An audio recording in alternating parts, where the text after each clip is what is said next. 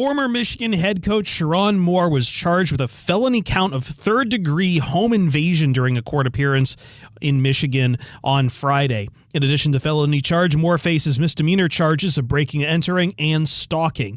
Moore was released on a $25,000 bond, must wear a tracking device, and is due back in court in January. Utah head football coach Kyle Whittingham is stepping down after 21 years of leading the Utes on the field. He leaves with a 177-88 record, the winningest head coach in program history and third all-time among FBS coaches. Steelers pass rusher TJ Watt will not play Monday against the Miami Dolphins. He had a surgery for a partially collapsed lung he sustained after a dry needling session. According to head coach Mike Tomlin, Watt has returned home and is resting comfortably. Cowboys wide receiver CeeDee Lamb officially cleared concussion protocol and will play Sunday against the Vikings. I'm Chris Perfett. I've been covering this league since 1987.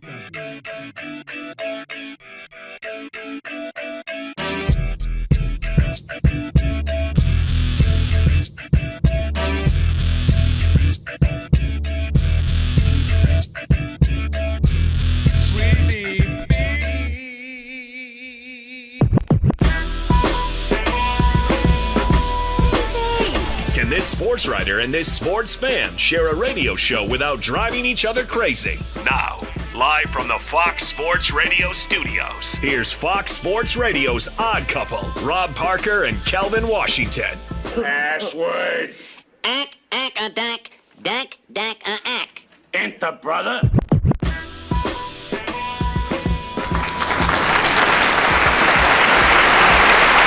That's right. Come on in. Can I wear my hat backwards tonight? Is that all right? Wear it backwards, man. Do I Wear look it backwards. crazy? All right, I'm going to wear it backwards at least to start look with fresh. that. With that password, you now have full access to this very fine radio program for the next 3 hours. Not 2, not 3. Thank you, not LeBron. 4. Can you get back on defense? No matter how you listen in, Fox Sports Radio, foxsportsradio.com, the iHeartRadio app, Sirius XM Channel 83. Wow. And now, live. We'll do it live. On YouTube. Do it live. I'll write it and we'll do it live. That's right. Do it is right. Say my name. Rob Parker. Say his name. Ooh. That's right, Kerry Rhodes. Yes, sir. We are indeed the odd couple. Rob Parker, Kerry Rhodes in for Kelvin Washington on this funky Flashback Friday. And you'll need our telephone number because, without question, we are the most listener-friendly national sports talk radio show on the planet. Parker and Kerry Rhodes. Yeah. On the planet. Monty and Bolaños. On the planet. That's right. At least when people are still awake. Sorry, Ben. Yes. Write it down. Committed to memory. 877-99 on Fox. For you laymen out there, that's 877-996-6369. It's not trigonometry. That's right. In case you can't get the letters and numbers together, I have to give you that number. And if you hear feedback on the line when you call in, it's your own fault. It only means one thing. You forgot to turn down the radio. That's right. And if you call in here and have a problem with what we say back to you, tough, because... Well, I'm talking to you the way I want to talk to you. If you have a problem, turn off your station. That's right. Turn off your station. And with that said, always remember... Sweetie Petey, yeah. Oh, yeah, there we go. Let's go. Yay. Big show. Let me welcome him, my co-host. Tonight he is... That's right, the former All-Pro safety. What's up, Kerry? How are you? Hey, you know it's always a fun time when I'm in here with you guys. Not just you, Rob, but Alex and Rob G as well. Blank and we got them. Chris as well in the building. Let's do it. Blank them. Hey, that's very selfish, Rob. You're very here. selfish. All right, I'm sorry. Yep, don't do it. Don't go. You. All right, so we got his, you know what? Alex, Rob G. Mm-hmm. Today, I know this is not a good time to be talking about side pieces. Oh, my goodness. But it's too soon, bro. Kerry, you're on the show often. It's too soon, bro. You got to be getting close to being our official side piece. You know what I'm saying? I'm just saying. That's a good point. The odd couple side piece? No? All right. Hey, you just treat me right. There you go. Just treat me right. There you go. That's all I'm saying. Don't do wrong over here, Kerry. Don't make no trouble for Hey, me. our last side piece got a morning show. Just saying. Hey, you know what I mean? That's right. Treat me right. He got a morning show and two guys. I'm just saying. Hey, that's from Rob. Let me turn my mic off real quick. Go ahead. So there's no confusion. No, there you go. All right. Hey, we got a great show for you today on this Funky Flashback Friday. And I do want to say every goal starts with an assist on and off the field. That's why Haleon and the U.S. Soccer are launching For the Assist, a celebration of everyday acts of support to help people achieve their goals with brands like Tums and Voltran, Advil, Centrum. Learn more. Go to HaleonAssist.com and find out more information. All right, let's welcome in the Odd Couple crew because we wouldn't be able to do this fine radio program without them. Rob G is our producer. Bud Mexican is there you go. Alex is our engineer. Pay no attention to that man behind the curtain. USC Chris, who was one of my former students. Did you know that at USC? I didn't know that. Yes. I didn't know He's that. at the anchor desk, keeps us updated. Nice. You need to get you a song, Chris. Do you have one on? Do you have a song yet? Or a drop. I think usually when I filled in for Alex in the past, I just play Tribute to Troy. Okay. Or what is it, Conquest? One of those USC fight songs. Yeah, we got something like that. Yeah, we need to do a little of that. And of course, our social media. Never heard of him. Who is it? Elijah. Who? Yeah. Who? Elijah. There you go. So we got plenty to get to, a lot to talk about. Yep. And Rob G, let's kick off with the biggest story in the country. And let's do this. It ain't even a football story. No. It's everywhere. Yeah. Steve Corvino just told me, he said his mom is asking him about it. Like, Really? yeah, because she's not into college football and knew who Sherrone Moore was before the other day. Yeah. And you know this is huge, Rob G. But there was we saw some disturbing pictures today. Rob, you said F me. I think you got to read the story yourself, my guy. I'm sorry. That's what you did say. No, I didn't. I wasn't talking about you guys. I meant the other people in the building. No, yeah, this is a real serious one. I don't mean to laugh about it. This is a really serious story. We've been on it all week. Officially, former University of Michigan head football coach Sherrone Moore has been charged with a felony third-degree home invasion and 2 misdemeanors, stalking in a domestic relationship and breaking and entering. Now, here's the details, just so you know. This is very serious stuff. According to the prosecutors, Moore barged his way into the woman's apartment, which we find out is a Michigan staffer that he was having a relationship with, went to a drawer in the kitchen, grabbed several butter knives and a pair of kitchen scissors before threatening to take his own life. According to the report, Moore had an intimate relationship with the woman he worked with for a number of years before she broke up with him on Monday. Now, according to multiple outlets, there had been rumors of a relationship between Moore and this staffer for a long time. The school investigated it, but because both parties denied any relationship, nothing ever came of it. Mm-hmm. Once she broke up with him, she came back with the receipts, and right? He, according to this report, had a flurry of calls and texts that she did not return. He started to get very aggressive with her. Then she went to the school and reported the relationship. Here's the details. This is what led to him ultimately being fired. Flash forward to Wednesday. He breaks into her house, gets into the kitchen, the knives and the scissors, forced entry into her home, and said, quote, "I'm going to kill myself. I'm going to make you watch. My blood is on your hands. You ruined my life." Kerry, I'm going to say this, and we're going to take this to the next step. Obviously, there's a whole legal process and things that have to go there. So, but we're going to take it to the future of Sherrone Moore and where he goes from here, once he can clear these other hurdles, and about his future. Because he just said, my life is ruined, and other coaches have bounced back. Rob G., we've talked about this and names. Rick Pitino allegedly had sex with one of his assistant coach's wives. Mm-hmm. Bobby Petrino had his girlfriend on the back of a motorcycle that had an accident. That's how they found out about his thing. Yep. Ime Udoka, obviously, in Boston with an executive's wife or something, or someone who worked with the Celtics. Yep. Now, he bounced back. He had another job. He's in Houston or whatnot. Yep. And Bobby Petrino and all these other people got other jobs. Yep. And then we start to look at Sherrone Moore and say, will he be able to bounce back from this?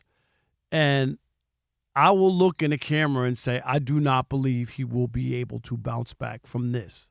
I thought early on that there would be a chance that he could work at a smaller school, not a big blue blood. Right. And he got the Michigan job because it was written in to Jim Harbaugh's contract. This wasn't like he got it on his own and he was his own man. And I'm not knocking the 15 years he put in. Yeah. But that's how he got the job. Got grandfathered in. Yeah. Exactly. Yeah. And I think not the affair or the firing from Michigan, it's the felony and what followed.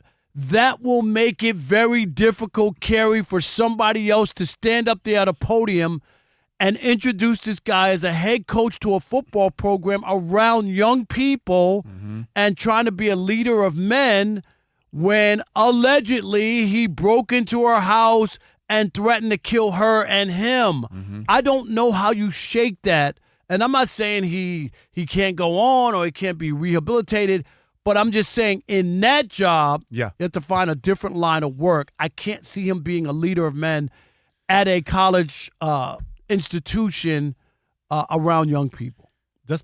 I'll say this. I'm going to put aside any of him coaching again ever. That's the furthest thing from my mind in this situation when it comes to this scenario, right? Like humans, us as men, we put ourselves in these situations where we're not steady in who we are and steady in what we're trying to achieve as men. If you're steady in who you are and you're steady in what you're trying to achieve, things like this, slip-ups like this won't happen. Obviously, there's underbelly stuff going on. There's secret affairs. There's things that are happening in this situation, in this case, that it's none of our business. But when you do what you did in the follow-up, what you just said. I'll say one thing. Go ahead. I will push back. Go ahead. It is the university's business. No, I didn't say the university. I said our business. Yeah, but I'm saying Yeah. that's why it's public, because they have to fire him. And what people don't understand, I hear this all the time from people. What two adults do is their own business. Blah, blah. No. Not in a work situation where someone is a superior and somebody's a subordinate. You, Kerry, if you're my boss, you now have control over my livelihood, over, raises, promotions.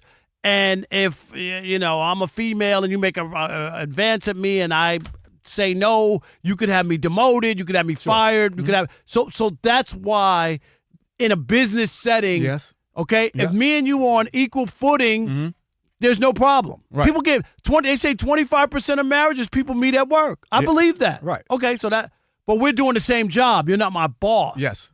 And that's all I'm saying. No, that's the only reason that's public. And that's fine. But I'm not speaking on that specific thing. So it's like, we're talking about work setting and hierarchy. That's a different thing. Obviously, we've seen in my business, right, in the entertainment world, like the hierarchy thing is a real thing, and like people have got and they do the boss things. of CNN got fired, the boss of NBC. They all had consensual relationship, but it was with a subordinate, and they still got fired. And that's the point. So, like, that happens, and I know that. I know that's a real thing. I'm talking about this is a relationship that we just said, it was reported. It's been going on for a while. This isn't something like a fling. This isn't something that's a quote-unquote affair either. It seems like people knew that this was going on. So I'm saying, like, for us, we didn't have to – we've seen that all the time. We see that, right?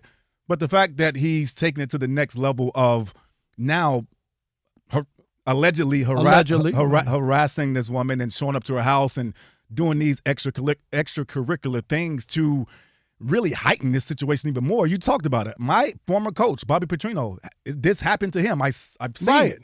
I know what it is. But those things happen. I think people are forgiven about those things because it is things that have happened. But when you do it and take it the extra step that you just said, that's the part where scared. I'm scared for him as a human. His family, his wife, his kids, like the people that supported him, even Jim Harbaugh, right? Like putting himself on the ledge and putting this guy in that position, and then doing that. So, as a man, we gotta be able to understand what we're trying to accomplish, and who we're supporting and who we're being there for. Because even outside of yourself and your mental health and the things that he has to go over and get, really do some work on now, there's ancillary pieces to this thing that gets affected by this thing, and so that's what I'm really down on about this whole situation, Rob. Yeah, it's a sad story. I don't care anybody to see somebody's life flipped in less than 24 hours is incredible. Like, okay, yes, what happened is embarrassing, and you got to face all these people, your minister, your family. Everybody. Like, everybody. It's embarrassing. I get all that. Yes. But then to take it to the next level where you get the police involved, and now you get charged with a felony, and was it felony and 2 misdemeanors? Or right? Yeah. Like that's the scary part, because now you could do jail time. Yes. And you're not – forget the head coaching job. That's not happening. He may come back as an assistant down the line, possibly, if somebody gives him a chance. But who's going to give him a chance? Who's going to trust him? See, that's he would, to me, without the second part of the story, would be able to get another job because there's a big fraternity and they take care of each other. Yes. Rick Pitino, dude, he had prostitutes at both of them were at my school in Louisville, so I know the situation well. Yes. I mean, seriously, like Rick Pitino, and he went down and he coached some smaller schools, but now he's back at St. John's. He's in the Big East. He's got a big job. Yep. And he had prostitutes in the basketball dorm. Like, seriously. But again, see, those things are allegedly. That's allegedly. Okay. Until you know what I'm saying? And until you do the extra step, what Sherrone just did. Right. Like, we know it's a real thing. 877-99 on Fox.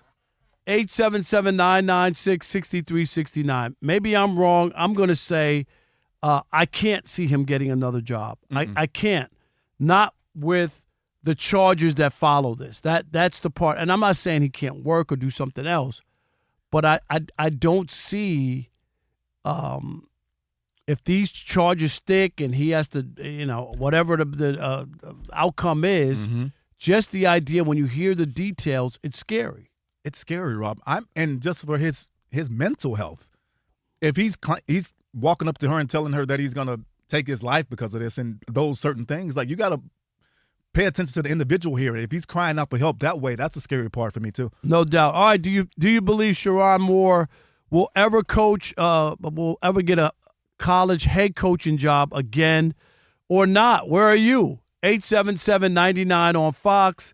877-996-6369. It is a funky flashback Friday here on The Odd Couple. Rob Parker, Kerry Rhodes. I want to say Kerry Wood all of a sudden. Kerry Rhodes, a pitcher. I know it's a pitcher. I know. With the Cubs. Yes, Hold up. I know. Right here on Fox Sports Radio, and you know what you need to do. Stick and stay. Especially if you can help Unc remember Kerry Rhodes' name. Yeah, I know. I'm sorry. Kerry, I'm so sorry. All right.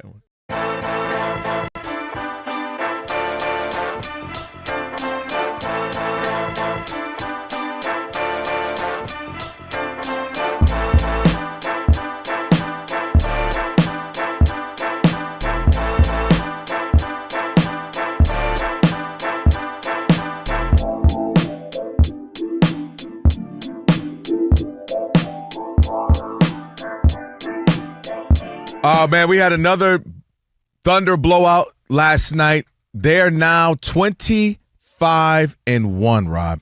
Tying the Warriors. Obviously, the Warriors set that record some years ago, and they're on track to do that. Some people think they might actually beat them. I'm inclined to actually think they may just do that, considering how good they are, and they haven't even played their best basketball yet. They haven't even had their full unit. It's like, this guy's out. Okay, that guy's all right. J-Dub ain't even played in weeks. Okay, he's back. Well, SGA have a night off. Like, I don't even know what they're going to look like when they're fully locked in. We're in December. The NBA season doesn't even start till Christmas Day, we typically say. That's when the season starts. And they already look like a shoo-in.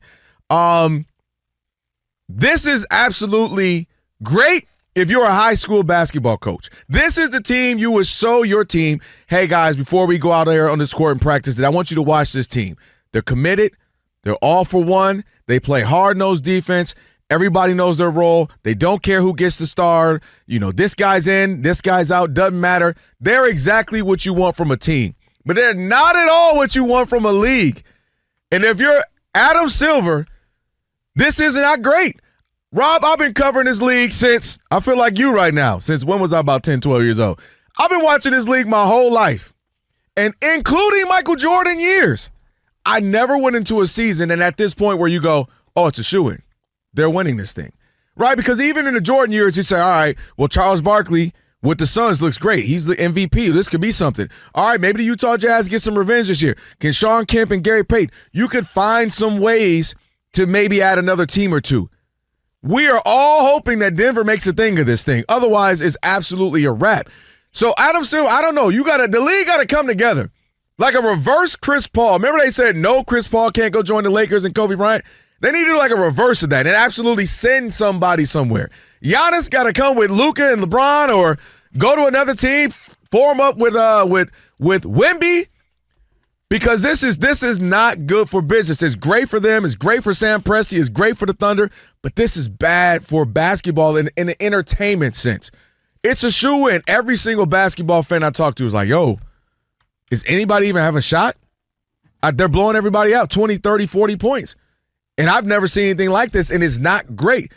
You need villains. You need rivalries. You need beef. You need something that makes it compelling.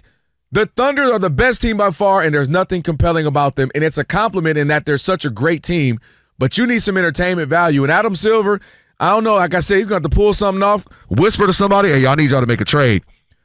Put somebody else somewhere with something, because this ain't, Rob, I've never seen this where it's such a shoe and a lock-in, unless SGA, I don't even want to say it, but like a bad injury where he's out for the season. Other than that, they could lose another star and still be okay. So this is just, I've never been here where in December 10th, 11th, I'm already ready to throw the towel in on the season. The OKC Thunder are the worst basketball team for the NBA. They are worse than even the Harlem Globetrotters. They're a bad version of the Harlem Globetrotters. You know they used to win all the time. Mm-hmm. They always beat the Generals. Washington Generals. The difference is we knew the routine. We knew the script. They were supposed to win. OKC does absolutely zero for the NBA because there's no competition. It ain't about beefs and all that. It's about competition.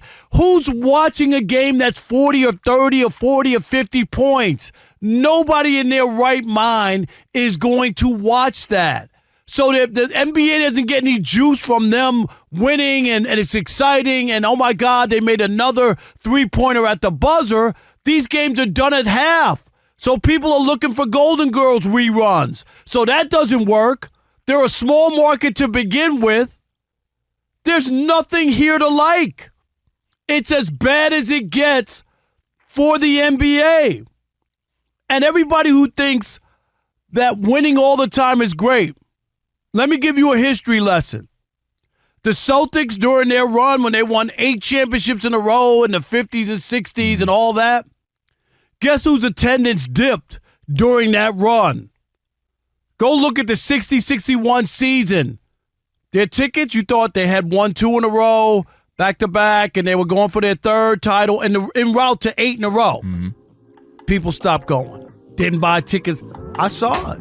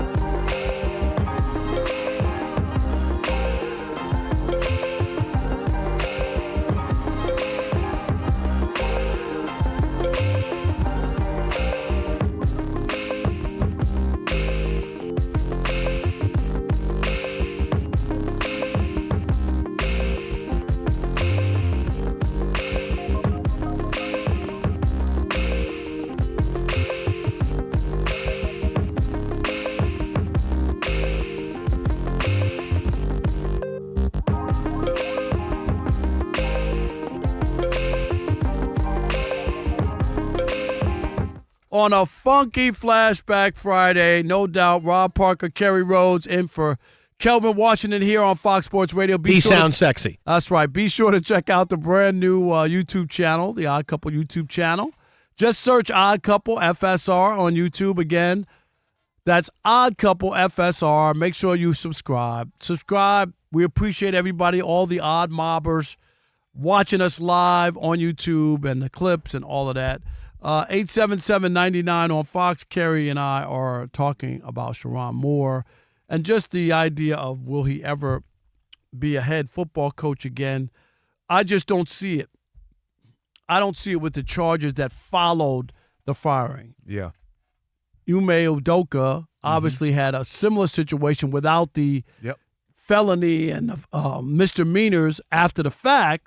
So he got another job in Houston, and he's doing fine. And you know, Bobby Petrino got another job, and Rick Pitino got another job. We could go on and on and on. Right. But in this case, because of the felony and the 2 misdemeanors, I'm just not positive. All right, 877-99 on Fox. We want to hear from you, Kerry. Who we got? Oh, we got Peter from Michigan. You're on with the Odd Couple, man. How are you? Thanks for letting us be a part of the show. We love it. Oh, no always. question. Thanks, Peter.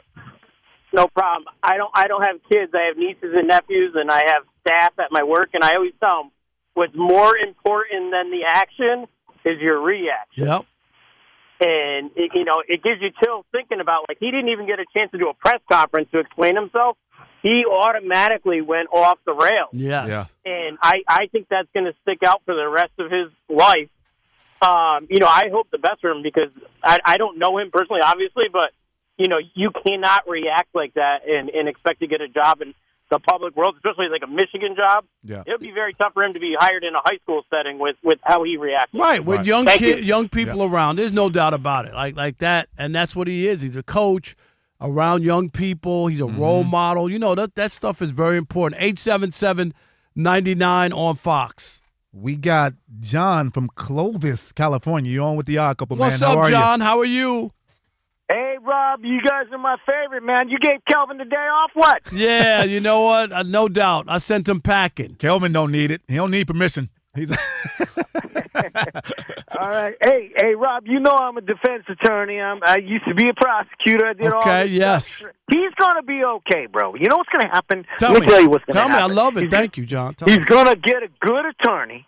They're going to plea bargain. This thing is going to go away with some probation. He's going to have to handle it. But I have seen the exact same situation with other professionals, and yes, they do get it. This is the country of second chances, baby. And so he's going to get... I agree with that for the most part because I said that other guys. Now, the idea that he was going to allegedly kill himself and kill her, that's the part where I'm just saying, John, in a college setting around young people, and you're supposed to be a role model, I think that makes it tougher. Rob, it does, and there's no doubt about it. That's an exacerbating factor. However, he wasn't in his right state of mind. It's kind of, think about a manslaughter charge and how, you could be in an enraged or out of your mind, and you could be a person that normally is of sound mind, but you find your wife in bed with that guy and you commit that manslaughter, and, you had a moment where your entire mindset was off. He's going to be okay. It's going to be a long climb back. And so he lost so much with this lapse in judgment that he can climb his way back. This is the United States of America, and we like to give second, third, and fourth chances. No, I get that. Yeah, John, I get that too. But you think he's going to? Go ahead. Oh, you got to go. Yeah, John, you still there? He's gone. Looks like he's gone. What was your? No, it was just about maybe he'll get a second chance in public opinion, but we're talking about also like being a head coach of another team. I just think it's. You know what I mean? I think it's harder for AD to introduce him as. I agree. That's the hard part. Yeah. I'm not against it. Let's squeeze another one. Let's get one more. We'll go with Sydney from Orlando. You're on with the Odd Couple. How are you? Hey, season greetings, guys. What's up? How are doing, you? man? I'm good, man. I'm good. Man, listen, man. I don't feel sorry for these guys, man. If it's in the contract, don't do it. No, you got people out here making under $50,000 a year, man, trying to make it, man. You get millions of dollars, you're going to get paid. If you get fired, you're going to still get paid. So I don't get it, man. You know what I'm saying? Sidney, I hear your point, and this is the part. Kerry and I were talking about this because people always say, well, they're two consenting adults, and no, not when you're in a business setting or a corporate setting. Yeah. And Sidney, you're right. That's why it's in the contract. That's why when Kerry played in the NFL, there's a moral clause. Yes. If you do something, they could void your contract. Am I right? And not pay you. That's right. Yeah, man. I mean, you right on point, man. Just want to give a shout out to your crew, man. Rob G and Alex. Is Alex working tonight? Yes, he's here. Yep. Yeah, Alex, every time Rob leaves that door open, man, you run through it, man. Hey, Rob, I was listening to your show a couple of weeks ago. You was like, I forgot who screwed me last night. I was like, oh, Alex going to kill me. Yeah, you already know.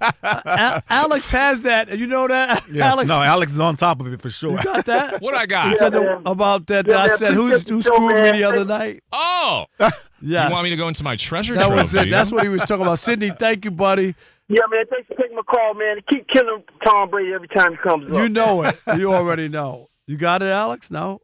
Yeah. Did you hear this? This is the other one that... I didn't hear this.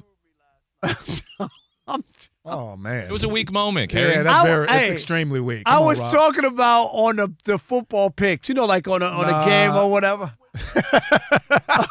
I mean, Rob. Where'd you get that from? That's a treasure trove. Oh, God. Remember this, Rob. You can't say that's AI anymore. We're guaranteed human at iHeart. We got to put that in the clause, too, because you can't be saying that. You can't be slipping like that. Oh, man. All right. Thanks for chiming in, and we'll get to some more calls in the next hour. But first, let's get you caught up. USC Chris is our man, and he has the update. What's up, Chris? Why are you laughing, Kerry? What I do? USC Chris. USC Chris. Yeah. I mean, it works. Did we have another Chris when you first started? I can't remember. But I think just Kelvin had trouble with Perfett, so I think we just decided USC Chris just feels like, and that was the time I feel like we also had Iowa. I mean, we have Iowa Sam in the building, so it fits a pattern.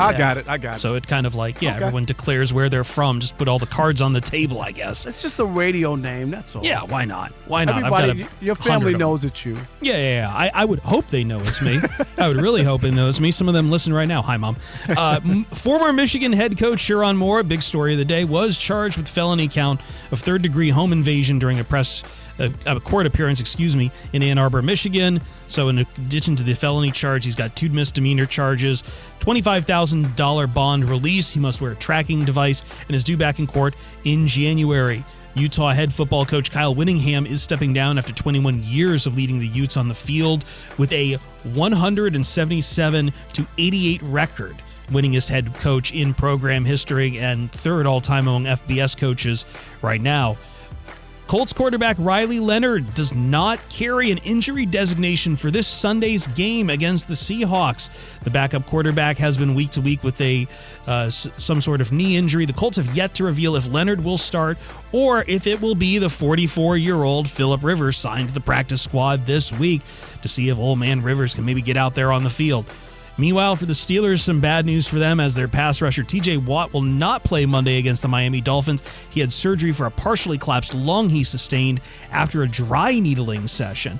According to head coach Mike Tomlin, Watt has returned home and was resting comfortably. And NBA scoreboard, 4 games in action right now, Pistons holding on to a 1-point lead over the Hawks, 30-29 in the final minute of the first quarter. The Cleveland Cavaliers down 2 points, up 8 points, 32-24 with a minute to go in the first over the Washington Wizards, and the Sixers and Indiana in a 1-point game, 32-31 near the end of the first quarter. Rob and Kerry, back to you guys. I want to know if either of you have had a dry needling session. What is that? I don't know what a dry needling session is. I don't know what that is. I don't know how you get a collapsed lung off it either, but there's a lot of questions. What? Dry needling. Dry needling. This entire story with T.J. Watt for the Steelers. He's going home because he got a partially collapsed lung during a dry needling session. I need baby oil. No. He don't do anything dry, he just said. Chris, okay. So you're knocking at a door with nobody home. Okay, we've cleared that up. We cleared that up, and I'm just going to take the headphones off. Was that the Kembe Mutombo? Was that me? Oh, that's me? Oh, man. Yeah, that's you. Where'd that come from? That's out of context. Oh, my God. Alex, come on, stop. Chris, we'll get back to you on Yes. that one. Oh, Alex. Hey, man. It is the odd couple. My God. Rob Parker, Kerry Rhodes, in for Kelvin Washington on his Funky Flashback Friday. Stress from work, money, family doesn't just disappear at night. That's right. It follows you into the bedroom, Kerry. Did you know that? And that's where Rugiet Ready comes in, a prescription treatment designed to help you prime your brain in those moments.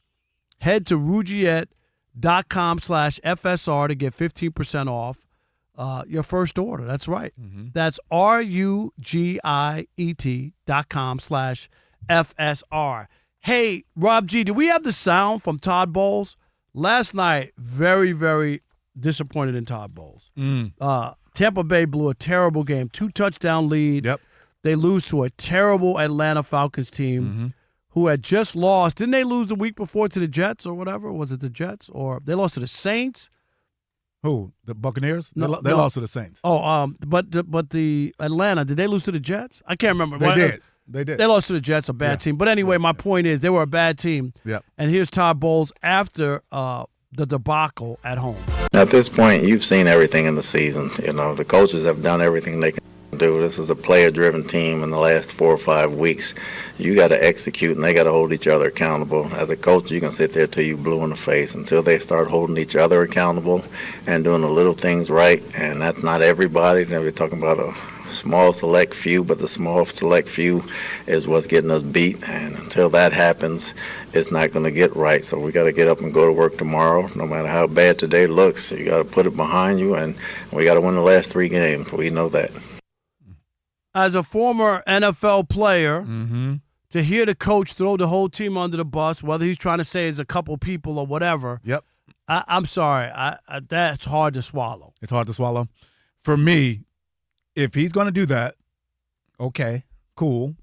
But that gives the players the right to talk about a bad play call, a bad performance by the head coach as well. And so if those things aren't level and they're not even, and you're not talking about that in the rooms or whatever the case may be behind closed doors, I would have a problem with that. But if they're doing that and blame can be pushed around and ushered to the front door for everybody, then I'm cool with it. I mean, I know for Bowles in this situation, what hurt him the most really is he's a defensive guy, defensive coach, and he's the defensive play caller.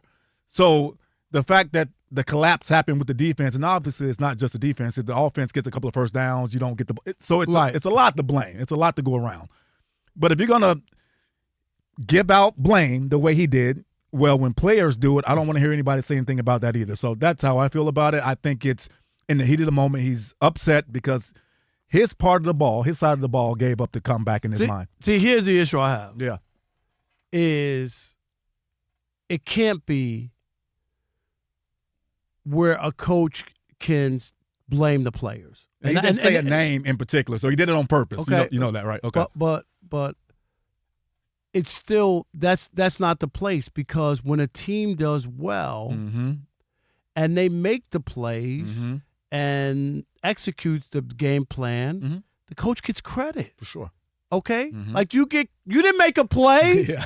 but they made a great game-saving tackle. There was some play, right? You get credit. Yes. Okay? And no coach, I've never seen a coach say, I had nothing to do with this. This is the players. I shouldn't get a contract extension. Yeah. I shouldn't get a raise. Yes. Have you ever? Oh, the players did it. Yep. When I hear that, then I'll buy into the idea that you can blame players. I just can't. You win as a team, you lose as a team, and that includes the coaching. They didn't do a perfect job coaching either. Absolutely not. So this is unacceptable. We didn't get the job done. The players didn't. The coaches didn't. We didn't get the message through. 100%. We didn't get everything done. What we stressed. Obviously, it didn't happen, so we have to do a better job. That's all I want to hear. I don't want to hear. And then if I was in the press conference, I've had trouble in press conferences before in my career, just a couple times. What you say? What you do? What I would have said, can you name the select few? I would have forced him to give me some names. Yeah. Give me names. It would have been fair. I would have said, why are you casting this over all the players. If you have a problem and somebody cost you a game and you're willing to stand up here and talk about the players letting people down and not doing what they're supposed to, who are you talking about? Put a name to it. Say their name. And, Rob, the other thing about that, what you're saying, and I think you put the name on it, right?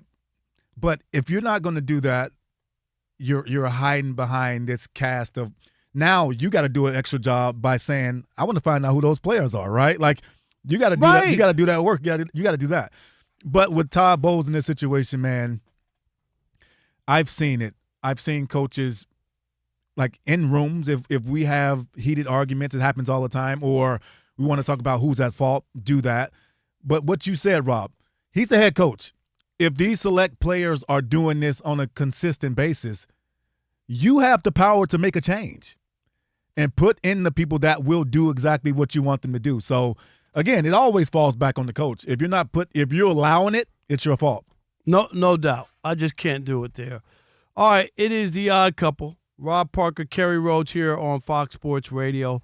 And coming up next, we got a little Shekel City player today and talk about, Kerry, we get some insight from you playing in frigid weather. It's supposed to be cold all over NFL America this week. So it is The Odd Couple on a Funky Flashback Friday. Rob Parker, Kerry Rhodes, right here on Fox Sports Radio. And you know what you need to do, Alex? What's that, Rob?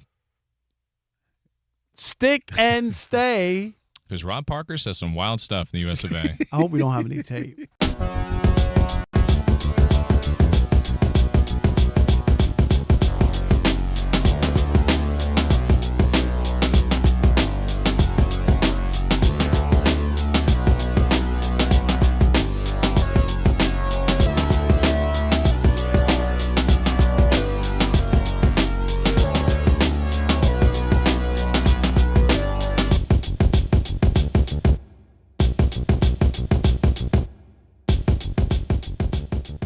ESPN personality, former NFL MVP Cam Newton, who talked about it on his own podcast and this Disney week. character. Go ahead. And he is none too happy. Take a listen. Mad Hatter? Yeah. It's almost like a slap in my face, bro. All the things that you're doing in media, do you come off like you're available?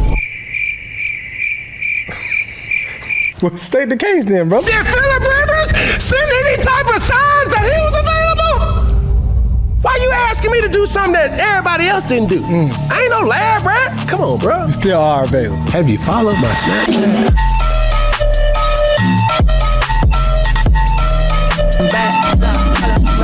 He's retired. You ain't even retired yet. I did not and will not because of an opportunity like this. He also was in their system, but still, like. I don't give a damn if he was in their family.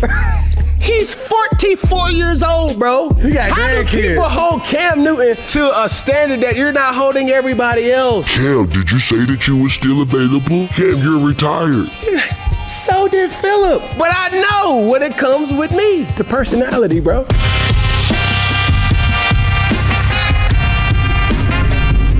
Folks don't want a Shador situation. They don't want a Shador, huh? They don't want a circus. Yeah, they want somebody who can complete better than 52% of their passes. Okay. Well, I mean, you let it right there, Rob. Here's the thing. What Cam is missing. So the part in that video or that sound you miss is because he goes, "Have you seen my Snapchat?"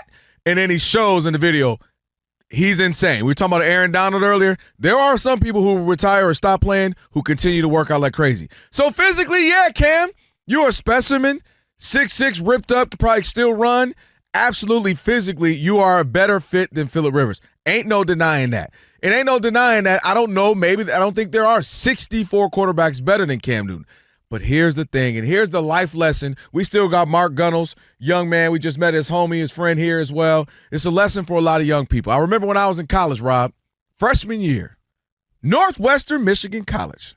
Spent a year up there in Traverse City. You know where Traverse City is. Yep. And my RA said to me one day, he said, blah, blah, blah. Then he goes, well, it ain't what you know, it's who you know.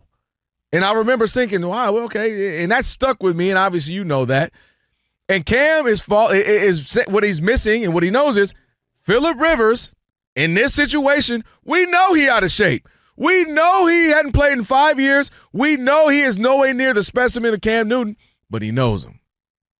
He's in their system. He's good with them, probably stay connected with them. And they say, well, in a pinch, we got to go with a guy. We're going to go with this guy we know. And in their minds, the last time we saw Phillip Rivers, he was 11-5, 24-11, 24 touchdowns, 11 interceptions, and that's what they saw. And the last time we saw Cam Newton, for the stretch that he had, it was like 4 touchdowns, 5 interceptions, and he didn't look good. He was completing only about 50% of his passes.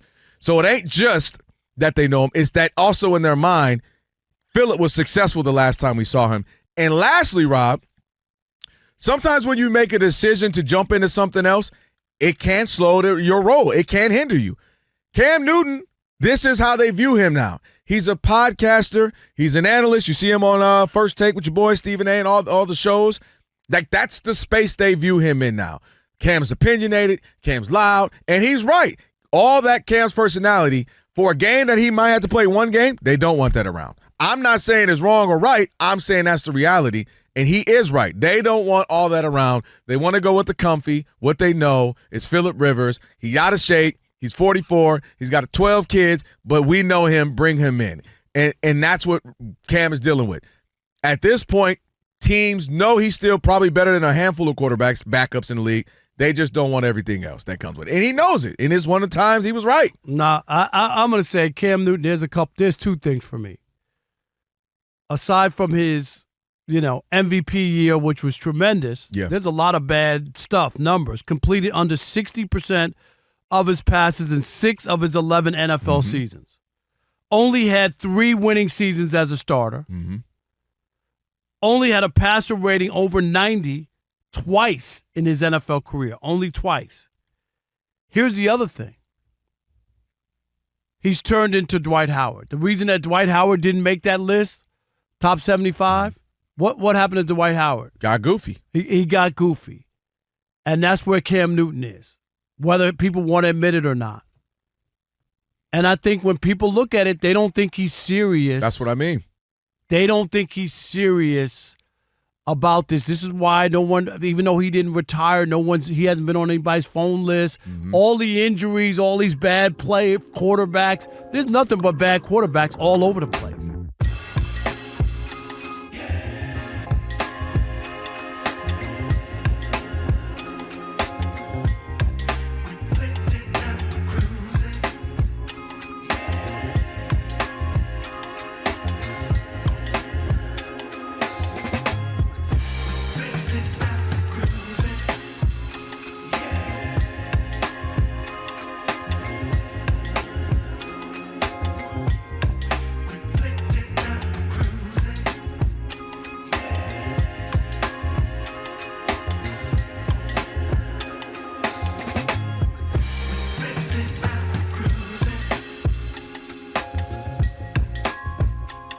There you go. It is the Odd Couple on a funky Flashback Friday. Rob Parker, Kerry Rhodes here on Fox Sports Radio. And you know what time it is. Let's do a little Shekel City.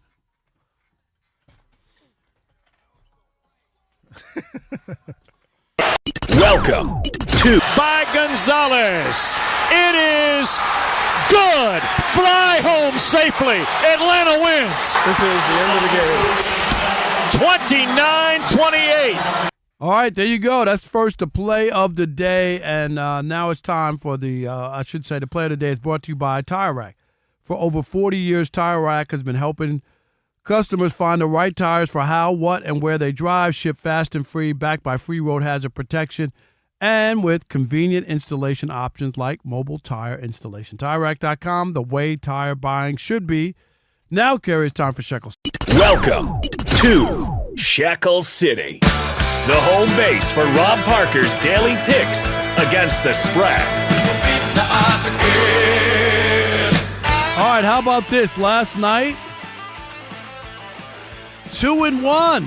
The only game I got wrong was, of course, the football game because I had Tampa minus 5.5. Yes. So that stunk. But 2-1 last night. I'm 93-84 on the season. 93-84. That's not too shabby, is it? That ain't bad. You lost 84 times, though. Yeah, but hey, it's hard. I know. to be way over 500. I wouldn't be doing this radio show. I would be living in Vegas. All right. Let's get to the games tonight. Mm-hmm. Here we go. Best bet. I'm going to take Memphis minus 7.5. They're hosting the Utah Jazz. Mm-hmm. I got Dallas minus 7.5. They're hosting the Brooklyn Nets. Yep. And I'm going to go with Minnesota plus 4.5. They're in San Francisco taking on the Golden State Warriors. Gotcha. So again, Minnesota plus 4.5, Dallas minus 7.5, and Memphis minus 7.5. And remember, Kerry, I'm not telling you who to bet on. I'm telling you who I bet on. Hey, Rob G, if you weren't so svelte and had lost so much weight, I would call you the Hispanic Al Roker. Wow. Racist. What? But you look great. Why can't I just be Al Roker? Okay. He lost a lot of weight. He looks good. He Kinda. does. Al Roker used to be kinda. Al Roker used to be like $4 bills. Though. I know that. You Now ever he's see- like 2, but it's just his head didn't. That's what I'm saying. But So- did you ever adhere see to the the old rest of his body. pictures? I'm Yes. serious, like the old pictures. Yeah, no, I see. Yes, of You course. know what I'm saying? Yes. He was like close to $4 bills. Shout out to Al Roker. But Exactly.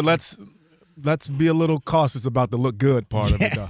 He looks better. He looks better. Okay, Yes. looks better. All right, Yeah. but I'm trying to Rob look like G. Kerry. That's what I want to look like. Yeah, good luck with that. I'm gonna get my knees done next year. Yeah, you need more than that. What do they call it? The BBL. The knee BBL. It's the That's knee what I'm BBL. getting. Yeah. Me and Kerry can be eye to eye. The what? The BBC? The knee BBL. What? Oh, no, jeez. hey, come on, that man. note, The Alex, BBC? What? you saved that one too? I'm saving them all. Okay, Rob. cool. All right. so when I break up with you, I got you. Don't break up. Hey, it'll never happen. I'll retire before we break up. really quick, guys, got a couple of minutes here. Big weekend, big NFL Sunday, obviously week 15. Looking at the schedule, half of the games that are going to be played on Sunday will either be played in frigid cold temperatures, which basically freezing temperatures, Yep. rain or snow. Kerry, you played in New York. You also played in Arizona, so you've seen all different climates. Yes. How do you prepare for a game like where you're going to play on Sunday in one of these cities? You can't. But the couple of things that you do for your own psyche, your own mind, you got to keep your feet warm. That's number one. You got to keep your feet and your hands warm. The rest of the stuff, you just moving around, you'll be fine. But if your fingers or your feet get stepped on, you might as well cancel the game because I'm done. And I played in one game in Green Bay that was -8 wind chilled, and I didn't tackle anybody. So just so you know, some people like it. I do not. I don't want to deal with that at all. I was at the Lions-Cowboys game. I was telling Rob G before. Yeah. This past last Thursday. Mm-hmm. And walking from my car, the parking structure to the stadium, Yeah. frozen. Like, I couldn't get over. And I thought to myself, how do they play football in this weather? Because the uniform, they don't have much on. No. Legs are exposed. Arms are exposed. I never wore sleeves. See, there either. you go. Like Yeah, a lot of yeah. guys, I don't wear. I didn't. You don't Yeah. have that much on. I'm saying to myself, I can't walk to the building without like my shivering or being that cold. And these guys are going to play. And you're not moving the whole time. I know No. you got the big jackets, you Yeah. got the heated- heaters on the the thing. heaters on the right? side, Are yeah. the seats heated? The seats are heated as well. Okay. Yeah, so you're going to be fine once you're moving around. But if those fingers, those hands, or those toes get stepped on, and one of the How tricks, about the ball? Like, that ball you know hurts, what? doesn't it? yes, I picked off Brett Favre in that game. And Don't brag. No, no. Everybody picked off Brett Sure. Favre. I'm just saying. No, but I'm talking about that game specifically.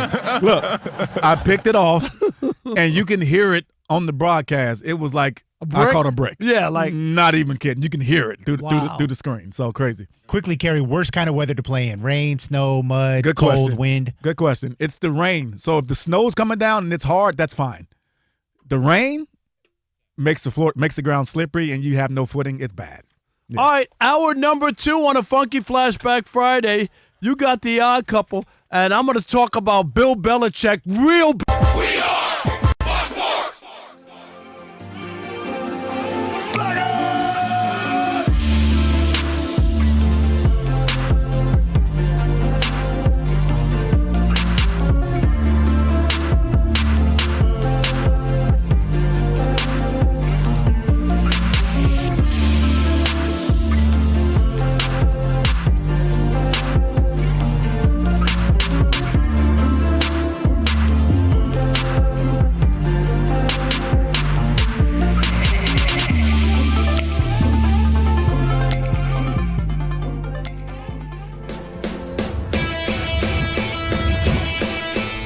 wake up. It's two pros and a cup of Joe, Fox Sports Radio. You ready? Yes. I'm Colin Cowherd. This is The Herd. You are listening to The Dan Patrick Show. It's the odd couple. You know what time it is. Let's get it. Fox Sports Radio. Bigger, bolder, and better than anyone in the game.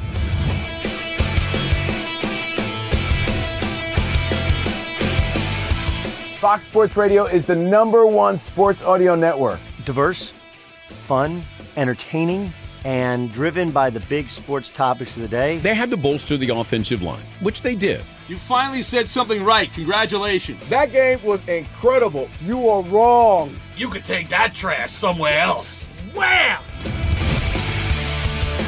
We have a very special connection with our audience, our listeners. People feel that friendship. And I appreciate y'all, so I love it. It's all for you. Thank you. I'm your favorite fan.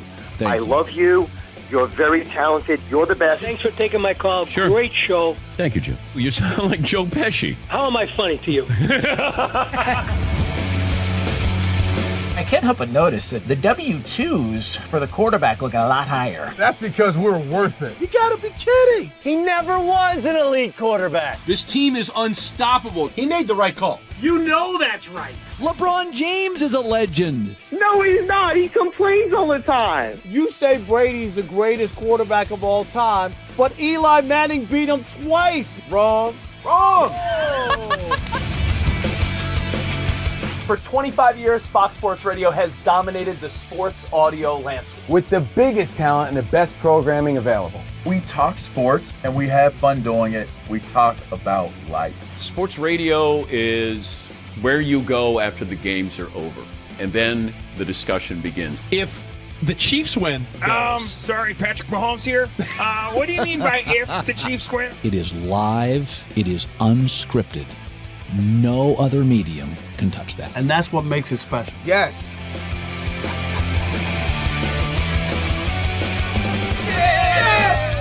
Who wants some? Bigger, Bolder. better. We are Fox Sports Radio. Yeah.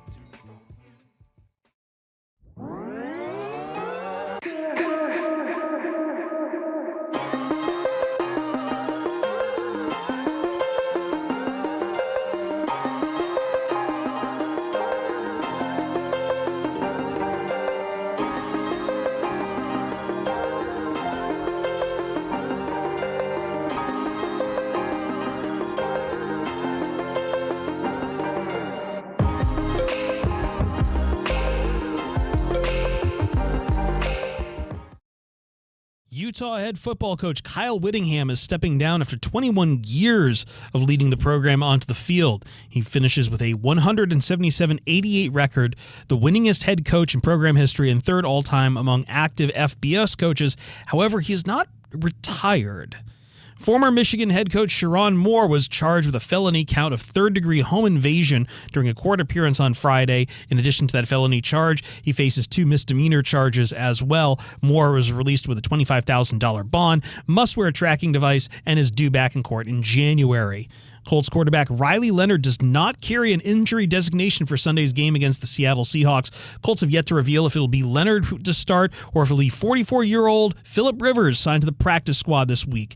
NBA's scoreboard, Pistons hold a 55-41 lead over the Atlanta Hawks. I'm Chris Perfett.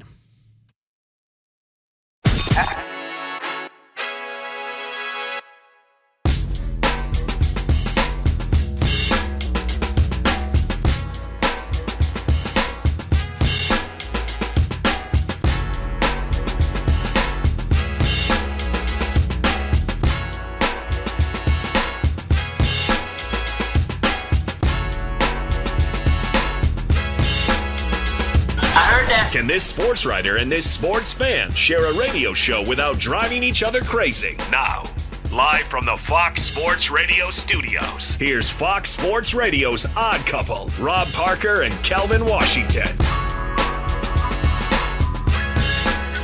Let's get it. Hour number 2 here on the Odd Couple. Always great to hang out. Kerry Rhodes. Yes, sir. Alongside Rob Parker, it's the Odd Couple, Fox Sports Radio. Be sure to check out the brand new YouTube channel. Kerry, we got subscribers on our channel. I'm just saying. I'm not what are you trying? What are you saying? I'm not calling out any other shows. I'm just saying we got subscribers. We want to know. I'm Alex, right? Wait, that's all. Are you saying we have subscribers? Period. Yeah, we have. Or we have Hey, you get where I'm going. All right, that's it. All right, so make sure you can simulcast see us on YouTube. That's right. Just search Fox Sports Radio FSR on YouTube. Hit the subscribe button and do all that. Tell us we're great. Thumbs up icon, all that. Just do all that good stuff. Again, just search Odd Couple FSR and subscribe. Don't forget, we'll be Down with the King coming up.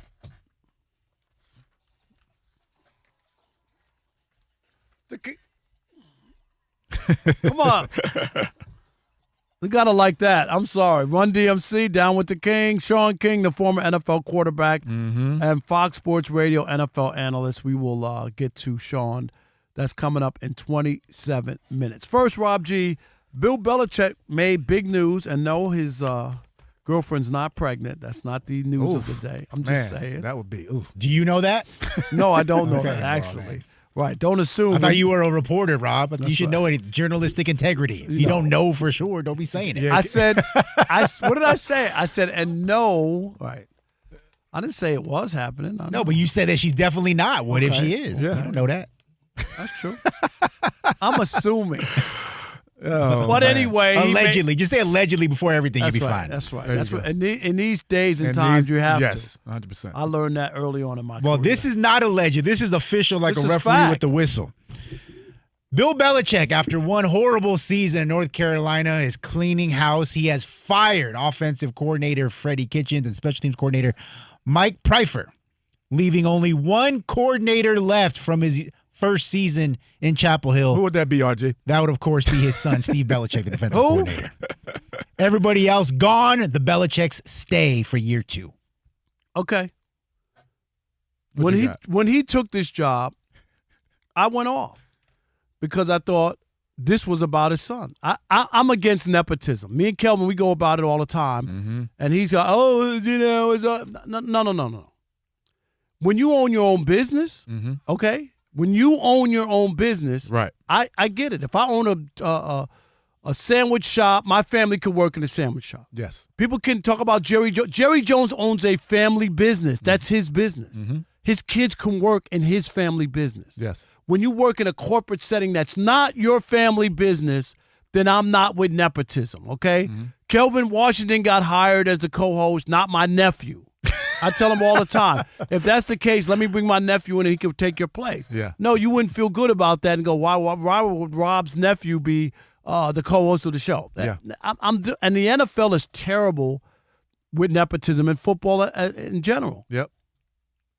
They just had an awful season at North Carolina. Why is his son still employed? Why doesn't the AD and people push back? It was bad. Bad all the way across the board. Was their defense number one in college football? Am I missing something? They definitely weren't that. They weren't number one. Mm-mm. The only reason he got hired was because his dad was the coach. Mm-hmm. The only reason he didn't get fired was because his dad is the coach. Mm-hmm. In Detroit, I got in trouble with Rod Marinelli. You remember that? Because Rod Marinelli's son-in-law was the defensive coordinator. What you say, Rob? What you say to him? I ain't going to get back in that. Rob G., you remember that? Everybody remembers that. It was a press conference. It's famous. I'm going to say this without saying it. Yeah. When they make the list for the 3 greatest questions ever asked at a press conference, I'm going to be 1 or 2. Because one of them was a woman asking, why am I blanking on his name? On Washington's quarterback, Doug Williams. One of the questions, you remember this? She asked him at the Super Bowl press conference, how long have you been a black quarterback? So that's one. That's number one. Yeah, You're not that's what I always say. You won't pass that one. How long have you been a black quarterback? You won't pass that one. So I had a question to Rod Marinelli. But anyway, my point is, and it was because his son-in-law was the defensive coordinator of the Lions. That was the year they went 0-16. Oh, wow. And the game that I had the big blow up and the whole thing was the Lions played the Saints. Mm-hmm. They scored on every offensive possession. The only time they didn't score was when they kneeled down to end the game because they were in the red zone. That's how. So it was the mercy rule at the end. Okay, as well. you know what? They just kneeled down. They Uh-huh. could have scored. Yeah. But they just kneeled down, and I get it. And my point is, this is why I'm not cool with nepotism. Yeah. Is that there's some defensive coordinator out there who's worked his butt off for an opportunity, would love to be that at North Carolina. Mm-hmm. Maybe he can fix the defense, but he can't get the job because Bill Belichick is holding it with his son, who may or may not be qualified. Mm-hmm. I'm not going to sit here and say he's not qualified. Yeah. That's what But the reason he has the job is because of his pops. Yeah. And so this is just another one. It feels bad. It stinks. And if you're the AD, this is why you can't. This is my pushback on these schools that give coaches carte blanche and allow them to do whatever they want. That's why I think you have a lot of problems on college campuses with these coaches. And we mentioned all these coaches who had problems at Louisville or whatever, and Rick Pitino and Bobby Petrino. Like seriously, because they walk around and they have carte blanche and no one's going to step to them. And there's no reason that Bill Belichick's son should still be employed. Really, after that season? Yeah, but the crazy part about it, Rob, I don't know statistically how bad North Carolina defense was, so I can't really comment on that part of it.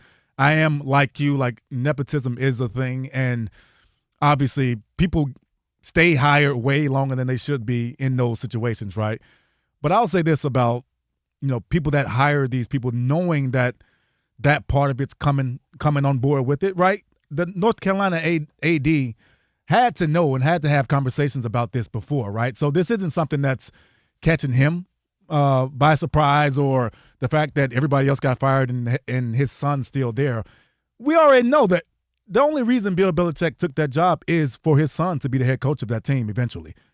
Like, there's no other reason why Bill Belichick would be coaching the North Carolina Tar Heels. Right. So we can all see this coming. I get it. Yeah. But I still think there has to be a degree, and this is where you have to earn your keep, okay? Mm-hmm. I might have got you in the door because you – Yeah. But you still have to perform. I don't think that you should just be able to hang on, and you're letting other people go. Mm-hmm. I think it's hard for them to look at it and go, wait a minute, you just 100%. cleared everybody, but he gets to stay. We got blowed out almost every week by 40 points, and he gets to keep his gig. I know he's the coach's son. Yeah.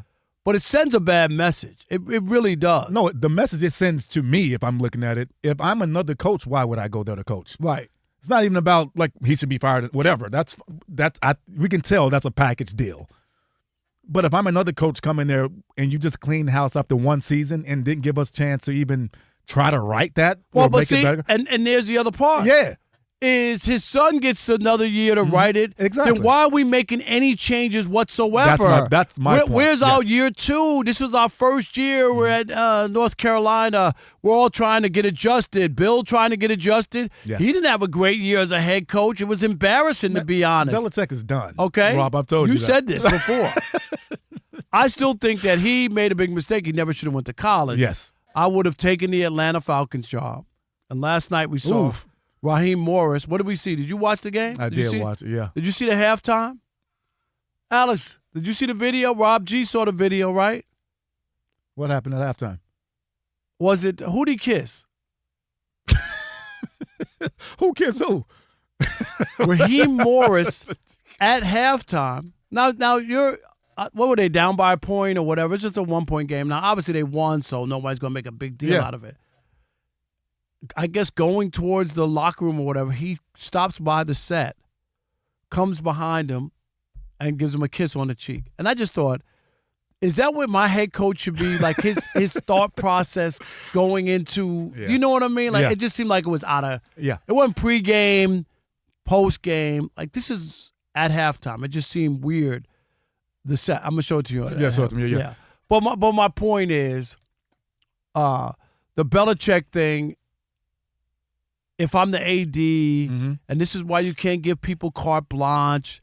Everybody has to have checks and balances. Right, but when you talk about nepotism, if somebody's hiring them to be a part of that, the affinity that they have for the person they're hiring, these little things like this are going to be swept under the rug anyway. It's because the AD, you got Bill Belichick in the building. Like, you know what I mean? Like, so all the other stuff doesn't even matter. But I agree with you about the nepotism part of it. I don't like it either. I don't know how that works. Yeah. Unless you're winning a championship. Sure. Seriously. Other than that, if you won a championship, it's hard to argue with anything you do. Yeah. They didn't do that. Right. Okay, that's where I feel like Bill's not bulletproof. This was garbage this past year. It was bad, yeah. Okay, so if I'm the AD, like, what's going on here? Okay, you're making changes. Maybe we should hold on to everybody another. You give them all a chance. If you think your son needs another, do you know what I'm saying? I do, yeah, of course. Like it just feels grimy. It is grimy. Okay. Oh, I agree with that part. Yeah, it's grimy. But yeah, if you're gonna fire that whole staff and then keep one, it's just too obvious. It's just too obvious. That part is. It's so bad. Yeah. I'm not so. I just can't get over how brazen and how people just it's like, I don't care. We're gonna do. Yes. They're so brazen with it. They rub it in your face. They tell you like, yo, yes, we'll do whatever we want. Really, Bill Belichick? How many national championships have you won in college? Like it. Yeah. I'm telling you, I get it. Once you won 6 Super Bowls, you could do it. You could treat the media anyway. You could treat the staff. Like, seriously, you can get away with it. Ask Chris Paul. You can do whatever you want when you're a star. Start doing that at the end of your career. Oh, they'll check you. They will check you. Real quick. Dude, this is not 8 years ago. Mm-mm. You ain't no all-star guard. You're averaging 2 points. Really? You're going to badmouth the organization and all the people and the staff? Your words carry no weight here, son. Am I right? Absolutely. Can't do it. Can't do it, no. All right, 877-99 on Fox. 877-996-6369. Do you have a problem with Bill Belichick's nepotism at North Carolina? Or you just accept it? Kerry said he's not surprised. I get it. Yeah. I'm bothered by it because there were firings. Okay, like they were firing. Mm-hmm. So obviously something wasn't right and you need to correct it. So no matter what, if they're last in defensive points given up or whatever, or first, giving up too many points a game, he gets to stick around next year too, and the year after, Bill's still there? Like that's what's the drawing? What's the point? Right. Where you change things or decide so he can never be fired? Is that the deal? Never be demoted? Who signs up for that? 877-99 on Fox. It is the Odd Couple on a Funky Flashback Friday. Rob Parker, Kerry Rhodes. Right here on Fox Sports Radio. We want to hear from you. And you know what you need to do? What's that? Stick and stay. Unless Rob Parker got you a job here in the US of A. He's got a few of Just those. a couple.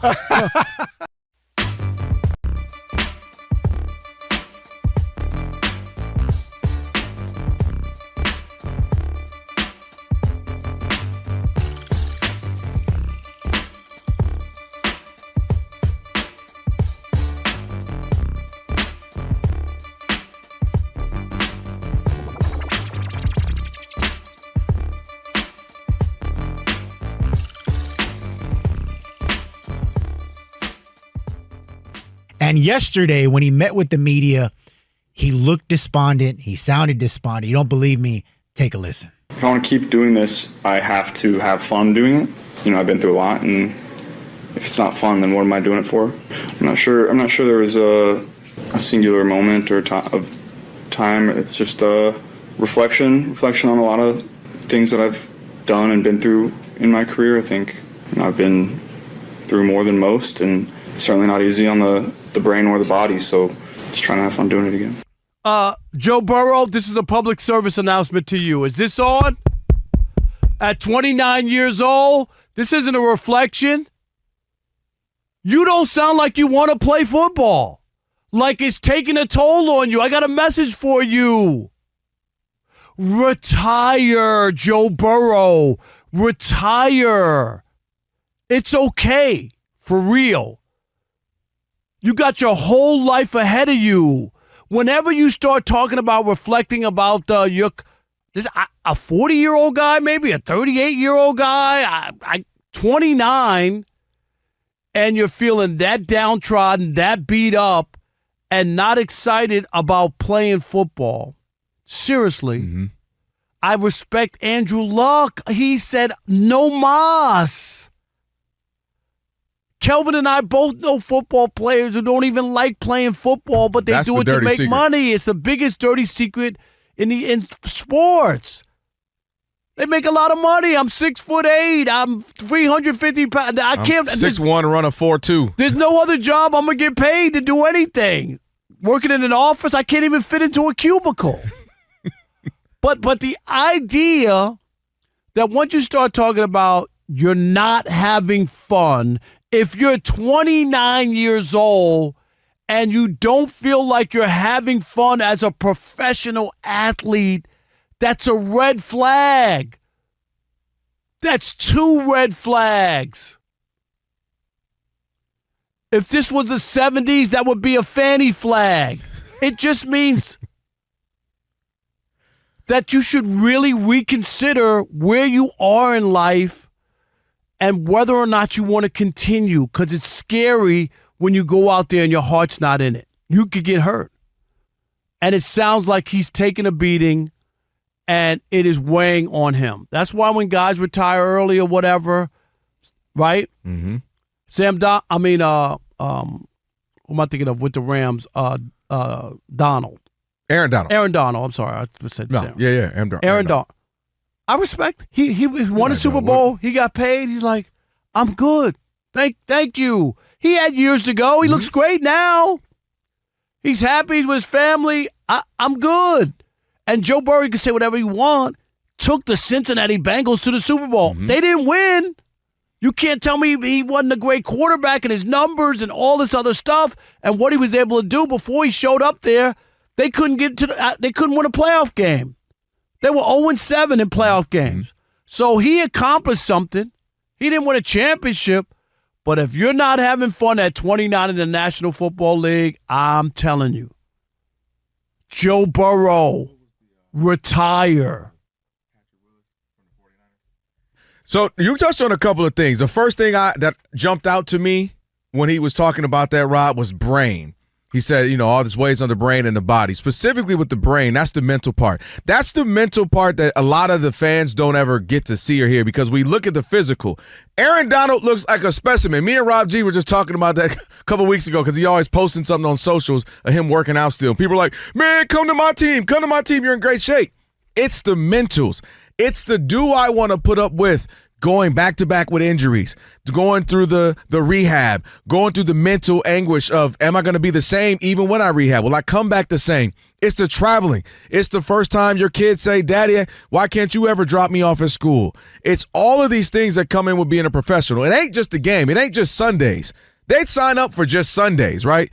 It's all the other parts. It's the money and what it comes with it, and family and cousins out the blue calling you, and the challenges with having contracts and disputes with organizations, and your teammates wants to get paid and you got to speak for him. All of that weighs on you. And when you're Joe Burrow and you've been dealing with injury after injury from college to the pros, you're in a bad team. You make them good, but they're still a bad organization. You're mad at them. You probably want to leave, but you also are one of those guys who want to gut it out. It's personal. I want to stay and battle through it.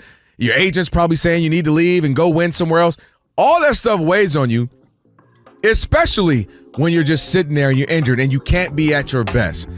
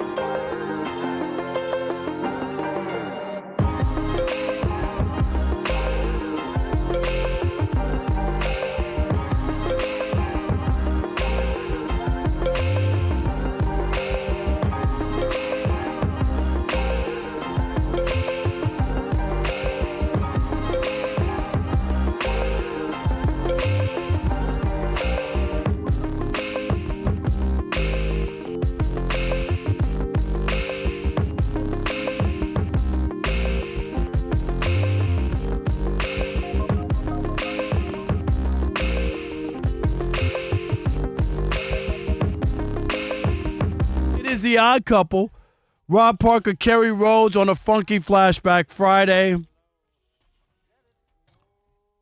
And don't forget the iHeartRadio app.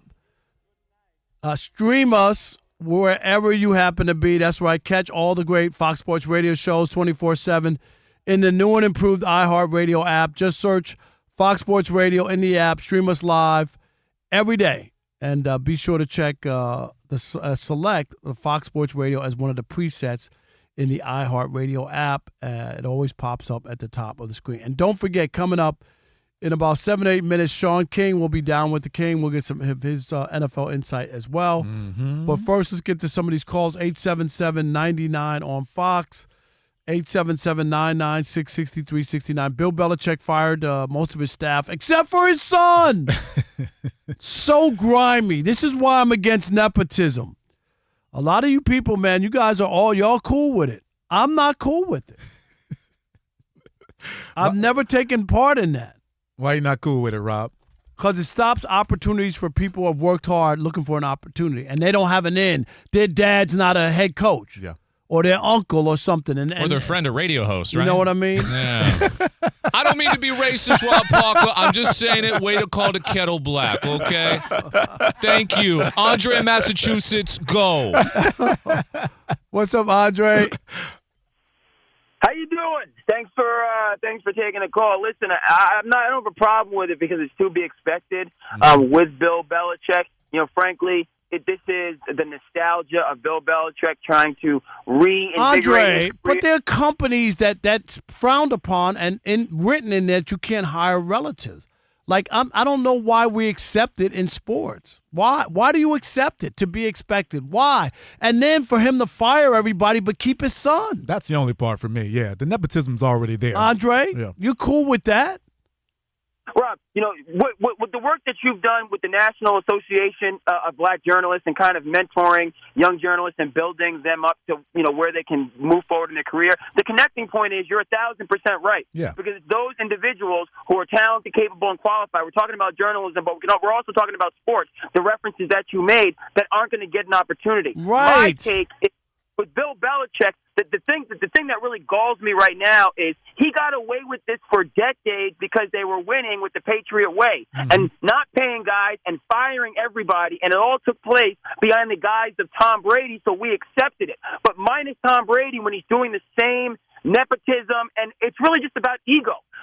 The Carolina Tar Heels are awful because Bill Belichick is an emperor without any clothes. He's not committed to the job. He's out there with his 20-whatever girlfriend doing poses at the beach. He doesn't care. That's why they're awful, okay? But that's not. You can't say that because he's Bill Belichick. So fire everybody else, put the blame on them, and keep it moving. That's what he got away with, and he can't do it anymore. So, good. Maybe people start calling him out for it. Thanks for taking the call. All right. Yeah, I'll be that guy. If other people don't want to say anything, it's just I'm always going to stand for that. I'm really, and I don't care.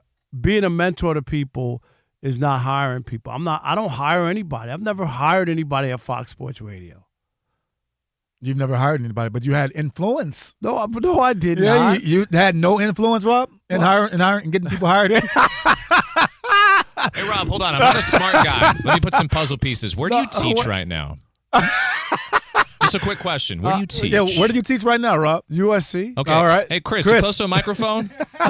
Chris, I got a question for you. Where did you graduate from? Just a random question.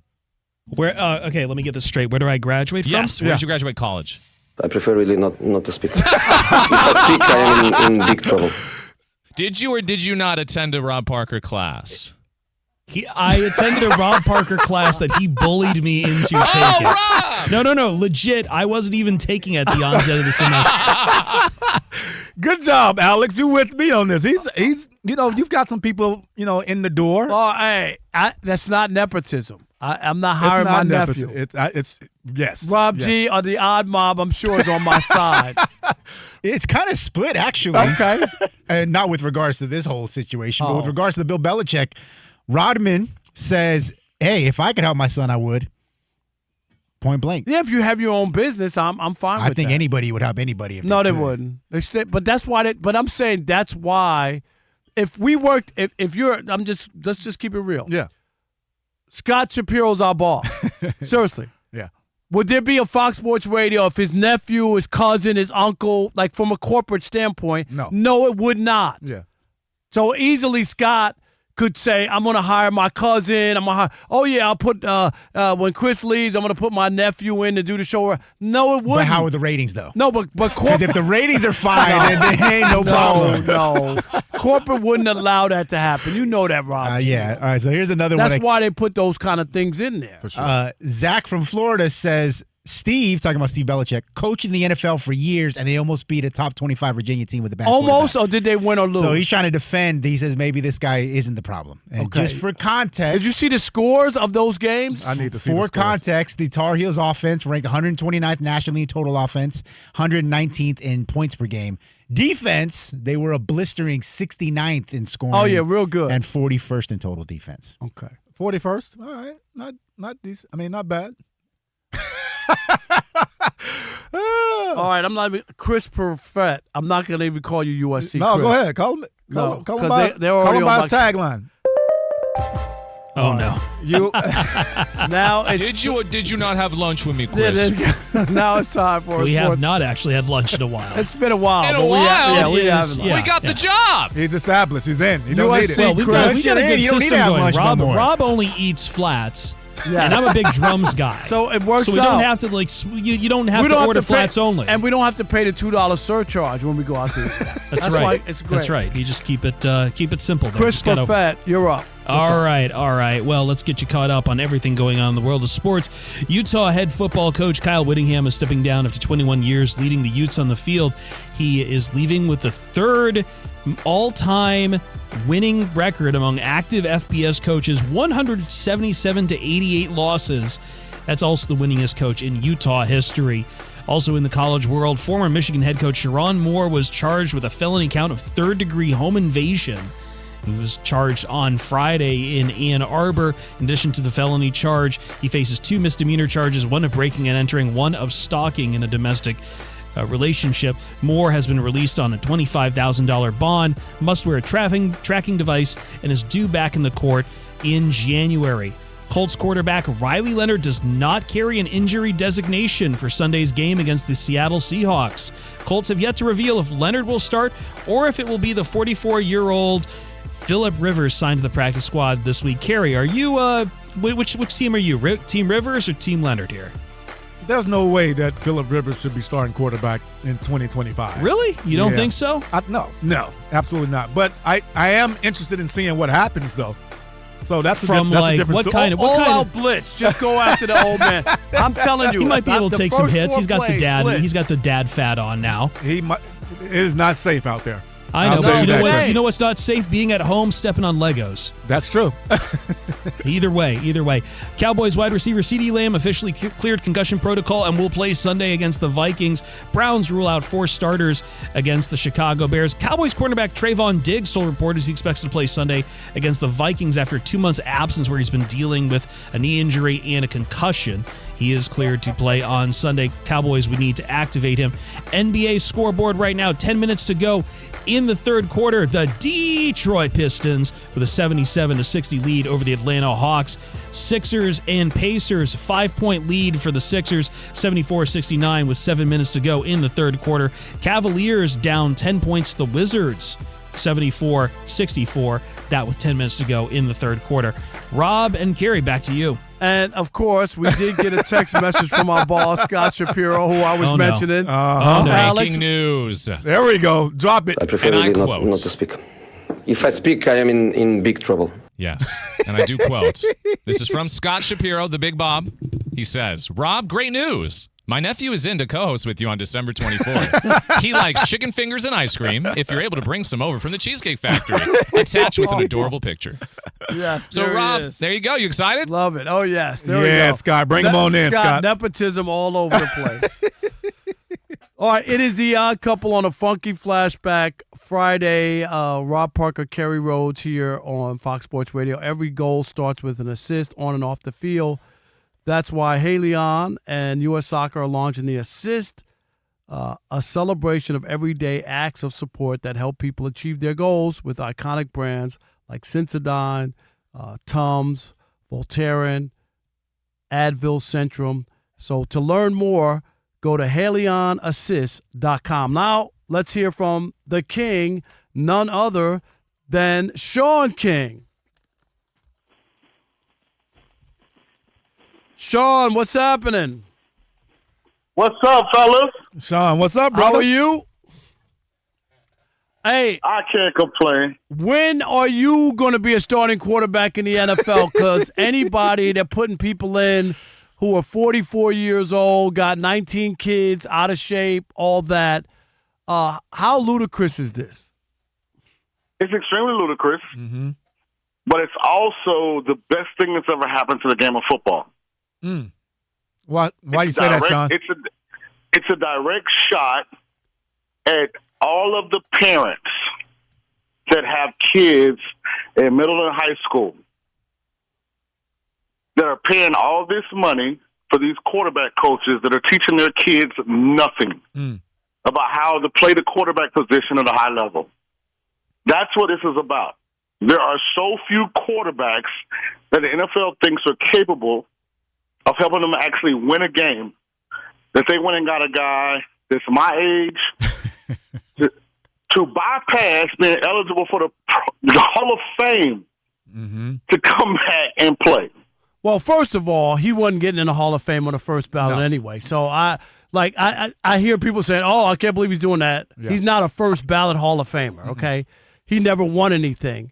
But my disrespect to the game, though, is the idea that you could put a 44-year-old guy who hasn't played in 5 years.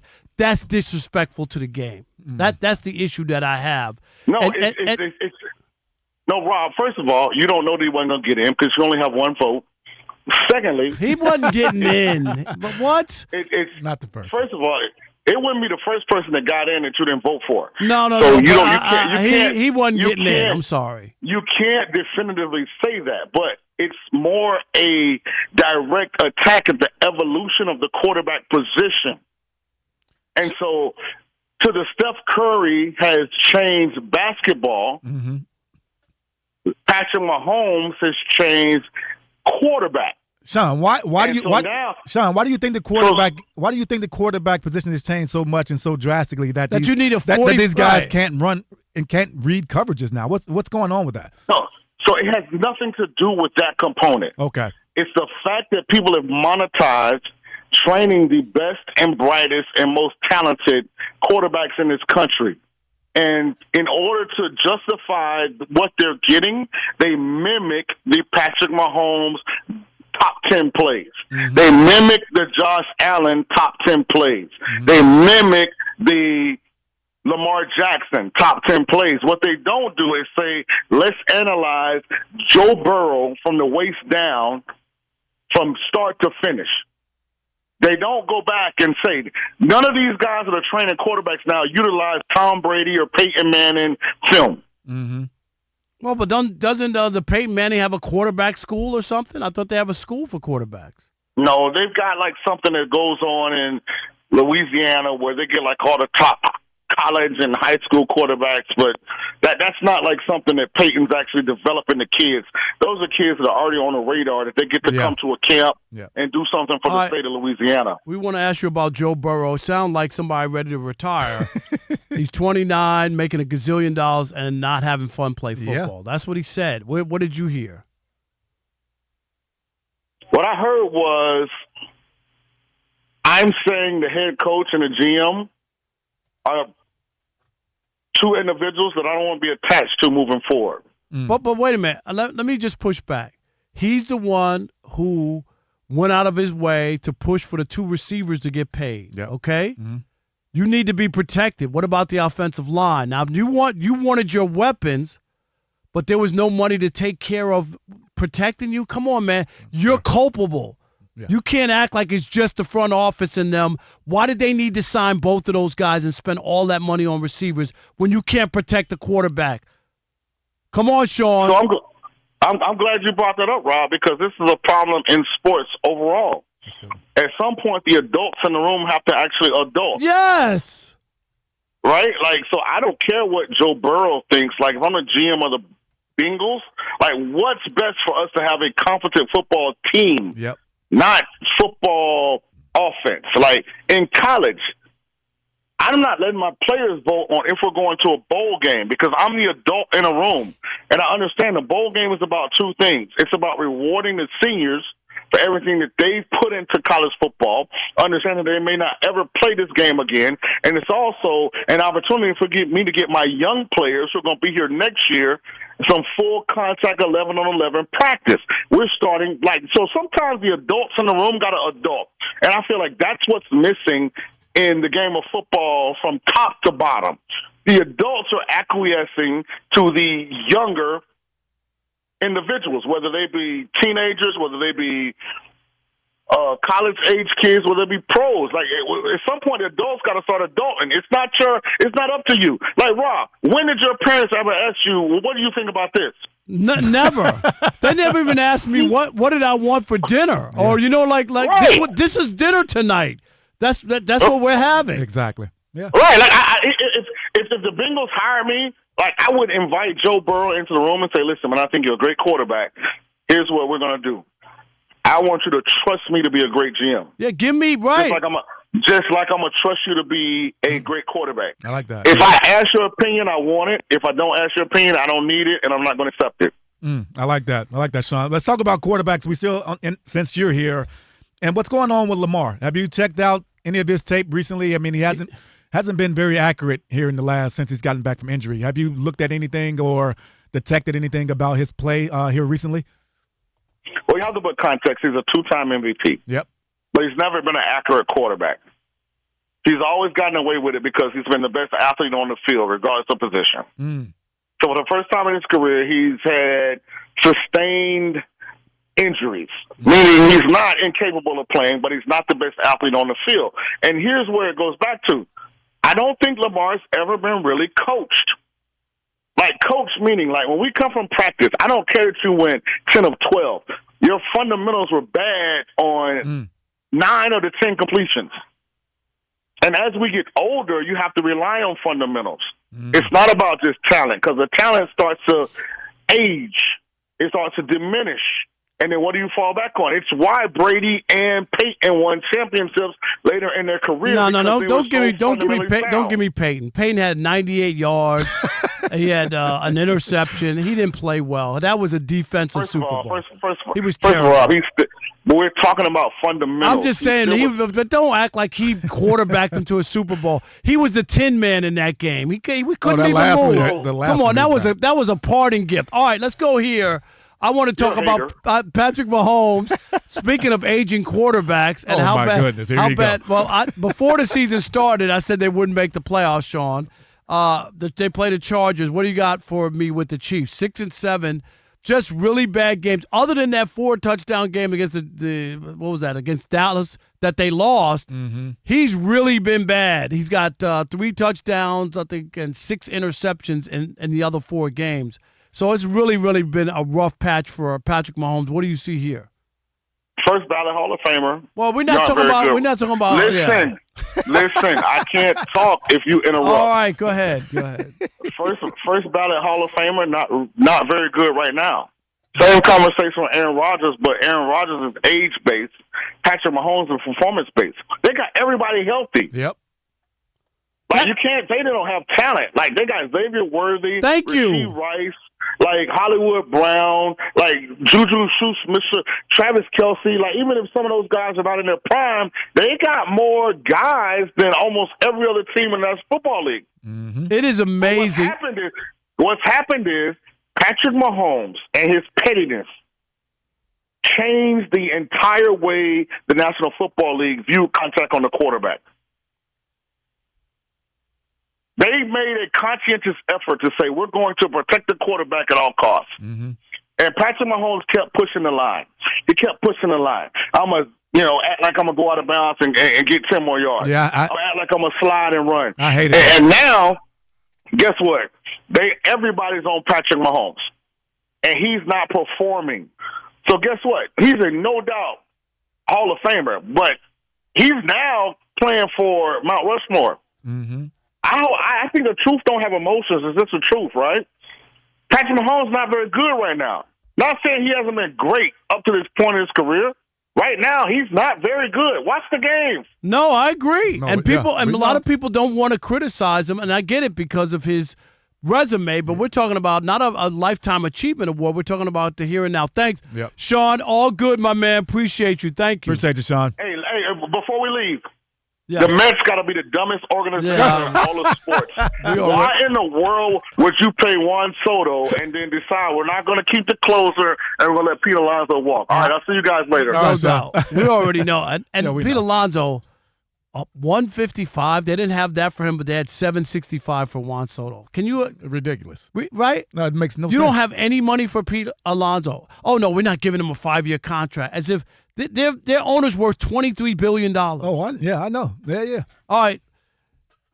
It is the Odd Couple. Rob Parker, Kerry Rhodes here on Fox Sports Radio. And coming up, we do have something for you, Rob G, don't we? Coming up, rumor has it that the Eagles are already looking for a Jalen Hurts replacement. Come on, Kerry, we got to talk about that. Talk about that. It is the Odd Couple, Rob Parker, Kerry Rhodes, right here on Fox Sports Radio. Stick and stay. Unless you're a part of the Shapiro family in the U.S. of A. That's right. He's not working this show. He's coming.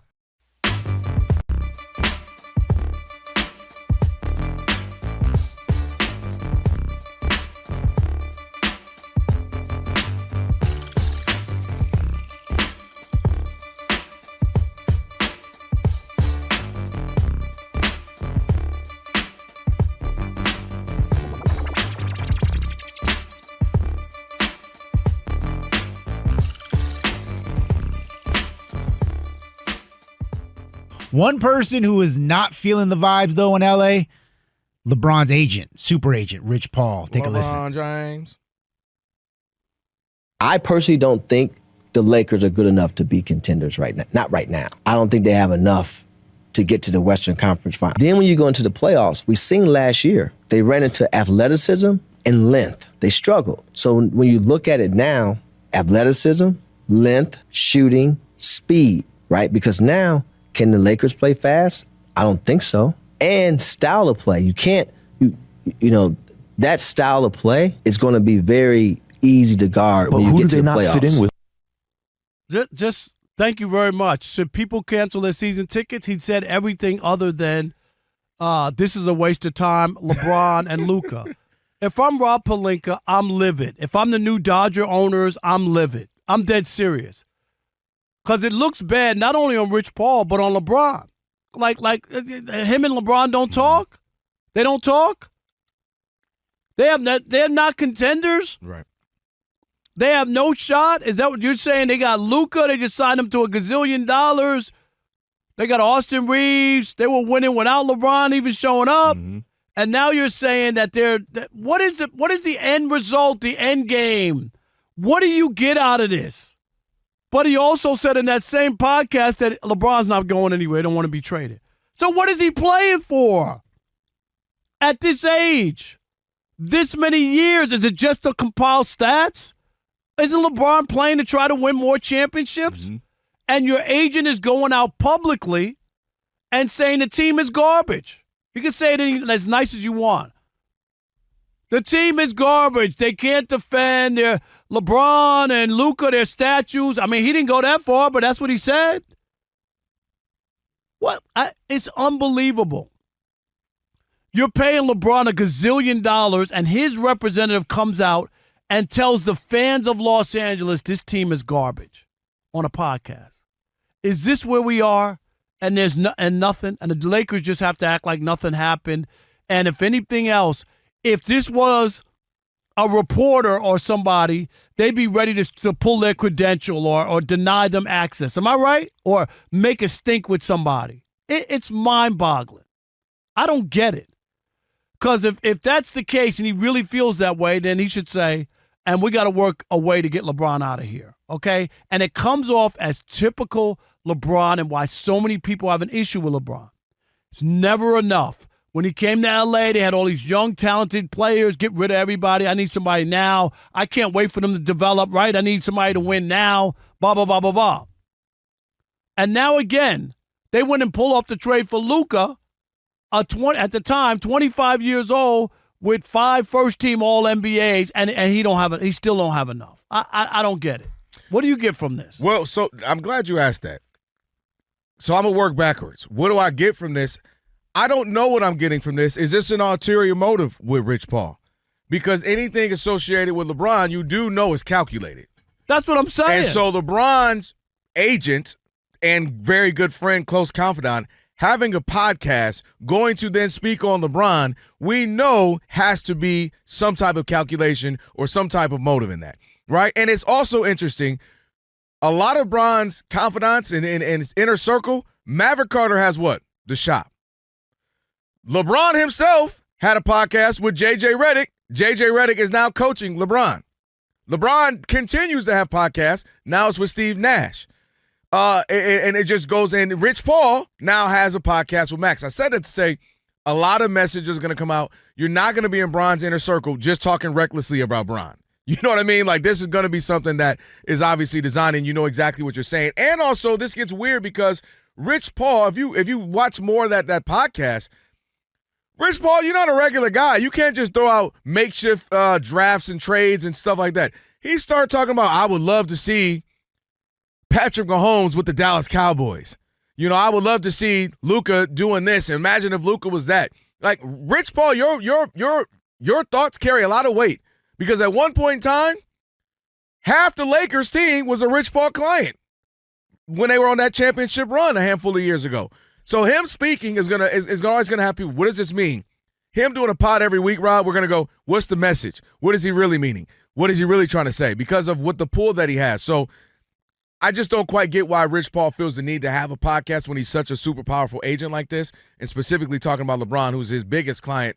And of course, every time he says something, we're going to have to read fine-tooth comb what he means by that.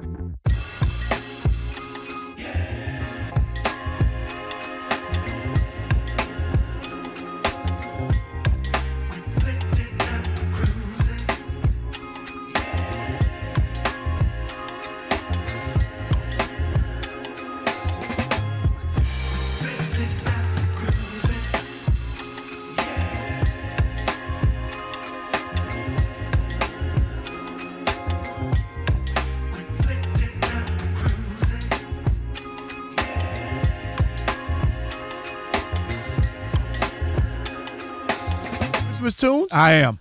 I'm into Christmas. I got a real tree up. You got a tree? I do not have a tree up. But wait. Are you giving away gifts again, or are you done? I thought you. No, I got one more. This is the last year. Okay, this is the last one. Kerry's like, "Where's my gift?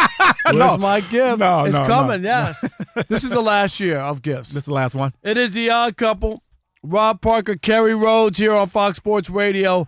And for over 40 years, Tire Rack has been helping customers find the right tires for how, what, and where they drive. Shipped fast and free, backed by free road hazard protection with convenient installation options like mobile tire installation where they come to you, your job, your home. That's right, TireRack.com, the way tire buying should be. Rob G., this story is depressing to me that when it talks about Jalen Hurts and the Eagles. Do some splaining. Yeah, ESPN, NFL insider Jeremy Fowler, friend of the show, did his weekly buzz column for ESPN. I saw Jeremy Fowler in Detroit. We love Jeremy Fowler. He's a good guy. And don't hate the messenger, because he is reporting in his latest column that folks around the NFL believe that the Philadelphia Eagles will be looking to draft Jalen Hurts' potential replacement early in the upcoming NFL draft. One source described to Fowler, quote, "The Eagles will do to Jalen what they did to Carson Wentz." Ooh, there's a big difference. I can't get with it. Carson Wentz didn't win anything for them. This guy's the reigning Super Bowl MVP. Mm-hmm. Everybody from the Super Bowl last year when we were, where was it, New Orleans? They all came up to our show. All you got to do is stop Saquon Barkley and you'll beat the Eagles. That was the game plan. Remember that? Saquon had negative 35 yards, and they rolled over the Chiefs. Yep. Stop it. And Jalen Hurts delivered every play that they needed, Kerry. Am I right? Mm-hmm. And I'm not saying he's an all-world quarterback, but you can win with him. He's been to 2 Super Bowls. Even the one they lost, he played well in that one against the Chiefs. Well, listen, Rob, are you trying to improve your team every year? Sure. Okay. So if they're saying they want to get a quarterback and get his eventual replacement, I don't think anything's wrong with that. But the way they're reporting it and making it seem like because he had a couple bad games, they need to take him out. But they equate him to Carson Wentz. No. And we talked about it on your show before. I told you he is a tier 2 quarterback, Hurts. But in those big games in the Super Bowl, he outperforms the other quarterbacks. At one point this year, they had won 25 of 20. What was it? 25. What? 25-5. Remember at that stretch? Yeah. Before they started losing, and I get it. When you start losing, you start looking at what's the issue here, whatever. Mm-hmm. And A.J. Brown in that game, and I'm not making any excuses for Carson Wentz because he had. Jalen Hurts because he had all those turnovers. Mm-hmm. But A.J. Brown dropped a couple of big plays in that game. They easily could have won. They only lost by a field goal in overtime. Yeah, there were some drop balls out there by A.J. for sure. But Jalen has to be better, Rob. There's no doubt. Yeah, he's got to be able to read defenses and make the throws. And during the season, he hasn't done that to the level we expected. Not at all. Yeah. All right, coming up, hour number 3. Can you believe we're in the third hour already? Nope. And it's a Friday, weekend, and next Friday, I'm going to be at your show. We're going to talk about that. That's right. All right, coming up, NFL execs are right about Phillip Rivers. I can't wait to talk about that. They all are predicting something. Uh-oh. And for once, they're in lockstep with yours truly, Rob Parker. Rare you know occasion. What you need to do. Stick and stay. We are Fox Sports.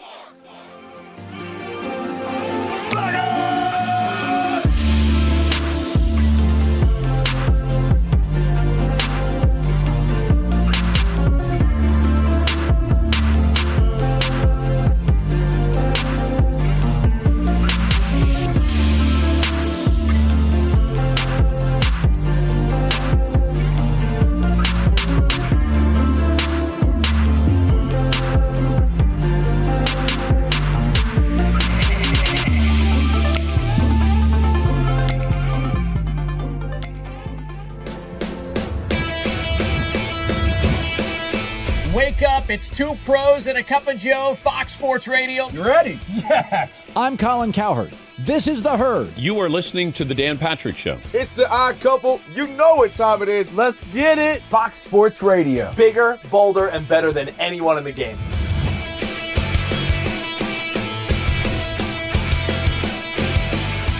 Fox Sports Radio is the #1 sports audio network. Diverse, fun, entertaining, and driven by the big sports topics of the day. They had to bolster the offensive line, which they did. You finally said something right. Congratulations. That game was incredible. You are wrong. You could take that trash somewhere else. Wham!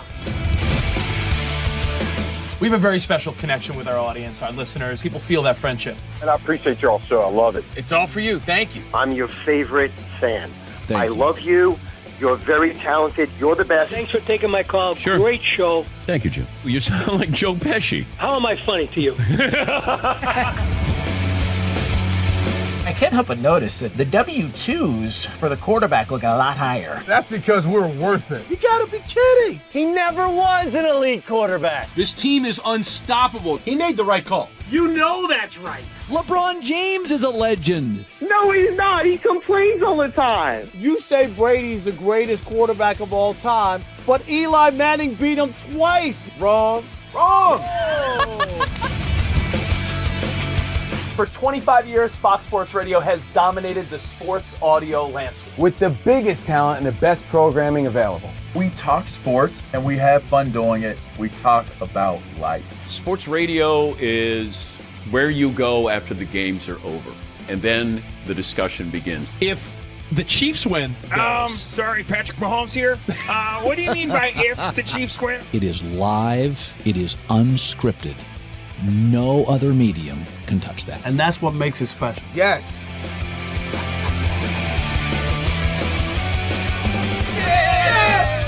Who wants some? Bigger, bolder, better. We are Fox Sports Radio. Yeah.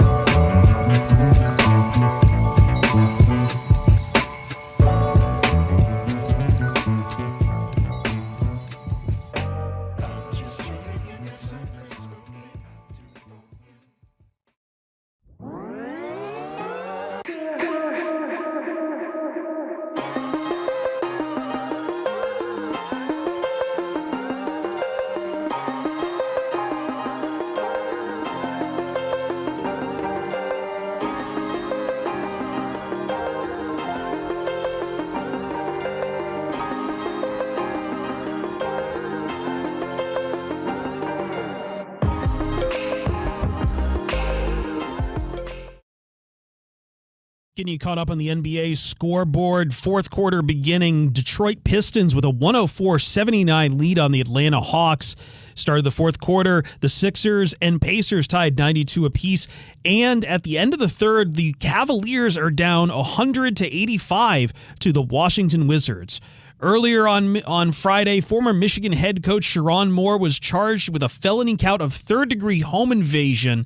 In addition to that, 2 misdemeanor charges, one for stalking and another for breaking and entering. Moore was released on a $25,000 bond. He must wear a tracking device and is due back in court in January. Riley Leonard, Colts quarterback, does not carry a injury designation for Sunday's game against the Seattle Seahawks. The Colts have yet to reveal if Leonard will take the start or if it'll be 44-year-old Phillip Rivers signed to the practice squad earlier this week. I'm Chris Perfett. I've been covering this league since 1987.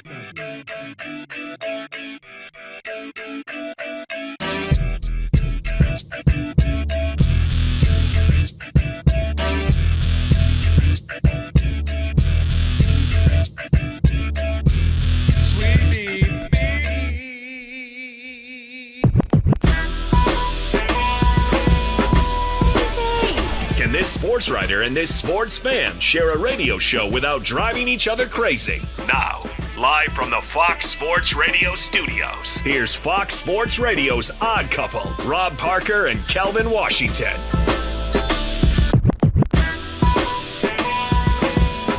Hour number 3. Here we go. Here on the Odd Couple. Number 3. That's right. Rob Parker, Kerry Rhodes, filling in, the former All-Pro safety, joining us. And if you missed any of today's show, you'll want to catch the podcast. Just search Odd Couple wherever you get your podcasts.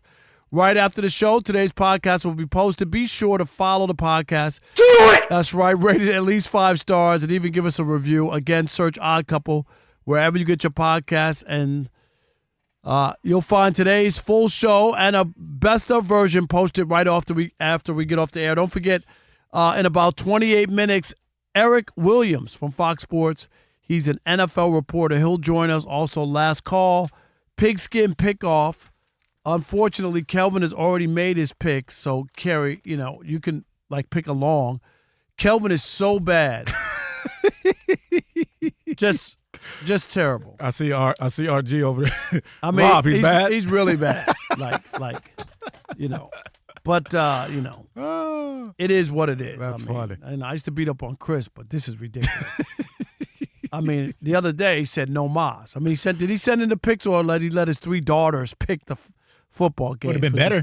Oh my goodness, it's been bad. Is he that bad? Yeah, it's been really, really bad. Man. But it's all good. I'm happy because I'm still doing well. You shouldn't be happy that I'm in the building though. No, I know. I want to see what picks you have. Okay. Matched up to his picks. All right. We did talk about it real briefly. Kelvin has not had a winning week since week 6. Oh, that's how long. Right, we're at weeks 15. That's crazy. Come on, Kelvin. That's bad. God. So I was asking you, do you get a real tree, or what kind of tree do you put up in your house? Oh, I mean, yes, I've gotten a real tree before, obviously, but the last couple of years I did my Charlie Brown thing. A little one, but is it fake? Yeah, got a little fake one. A little fake one, yeah. I like my house to smell like pine. Do you like the pine? Yeah, I do. I really do, because it's only for a few weeks. Yeah. And the tree has to be out of the house by January 1st. Oh, you get it right out? Yeah, okay. like that was a tradition in our family. We had all these kind of traditions. The first person to visit your house on a New Year's Day has to be a man to give the house good luck, the family, all kinds of stuff. Really? Like that. My mom was very superstitious. So if a woman came or a female came, she wouldn't let them in until the first. She blocking that thing. Yeah. You ever hear that? I know it's crazy, right? Yeah, that was stuff like that. I haven't heard that. We always had pig feet and potato salad. You're from the South. I know. You didn't eat pig feet? I did not. Yeah. Rob G, you've had pig feet, correct? Yes. Like it, not like it, too It's slimy? fine. Yeah, it's fine. Alex, have you ever had it? Pigs are dirty, but Chris, have you had pig feet? Chris had it. He tried it. I lived in Savannah for 5 years and North Carolina for 3. I don't think I've ever had pig's feet. You didn't try it? Nope. Elijah, what about you? Pig's feet. No pig's feet. Rob, I had pig's feet here in studio like a week ago. Did you? Yeah. I had menudo, which is a soup, and I thought that was a bad Rob, band. Don't say anything racist. Don't do it. No, but at the place I get it, you can ask for a side of, they call it pata feet, and you put that in the soup, and you get all the juices and the fat off of it. So Rob J, is it similar to like sancocho? Kind of. Yeah. Okay. What are you guys speaking Spanish? I can't understand what's going on. Yeah, Rob. He didn't know I was going to say that. But no, in San Cocho, they usually put the chicken feet. Really? Chicken feet. Yeah. That's good. Pig's feet, it's fatty. And like I say, pigs are gross. You know what I mean? Yeah. But like once a year. Bacon tastes good. Yeah. Well, bacon does taste good. But once a year to have pig feet on New Year's Day, that's the only day we had it. But why? That was I a know it's for good tradition, luck. like a tradition and good luck for our family. And my mom always cooked pig's feet. Wow. And potato salad. your That mom- was our dinner. Your mom from the South? Yeah, she's from Alabama. Oh, there you go. originally, So she was There you go. a Southern woman. Rob G. So you know I was down on this Phillip Rivers returning. I went off the other day. Kerry, you were ready for that, weren't you? Yes. No, that was the Mahomes one you were ready for too. No, I was ready for the Mahomes. Mahomes Yeah. one, right. But Rob G, some executives have their thoughts about this as well. NFL executives. Yeah, The Athletic did a good piece on Friday discussing Phillip Rivers' upcoming, I guess, debut, you would call it, with the Indianapolis Colts after 5 years. I would call it a debut. The Renaissance, whatever you want to call it. They spoke to 9 anonymous coaches and executives to get their thoughts on his return. 3 of them said, like, hey, let's wait and see. They tried to be optimistic. 6 of them said this is going to be a terrible decision. One of them saying, quote, fun story, really fun story, but I think it's going to be a disaster. Another exec says, looking at their schedule, it's not going to work. They have a tough row with really good defenses. Phillip is a sitting duck. And Kerry, What you got, right? I'm with them. I think this is terrible. This is so Indianapolis Colts. There's a reason that teams don't win. You know, like they say, oh, we're snake bit or we got bad luck or so. There are reasons that teams don't win. When they hired Jeff Saturday with no experience. Seriously. Yeah, that was And bad. they were going to be, oh, no. And then a lot of players, former players, who was it? Bill Cowher on CBS. I lost a lot for Bill Cowher. I remember that, yeah. First, he condemned it because and he should have, because it goes against all the people put in the work to Qualified be coaches. to do it, yes. Well, qualified, for him to skip the line because he was drinking buddies with the late owner Yes. of the Colts. Like, he condemned it. Then they won their first game, and then he went on CBS and, he beat the Raiders. And he went, oh, yeah, I'm all over. It's about being a leader of men and, and all this stuff. And as you remember, the season collapsed after that. was bad, yeah. It was awful. Yeah. What was that game where they were up by 30 points and they lost? Remember that game? They lost that game? But really, really bad.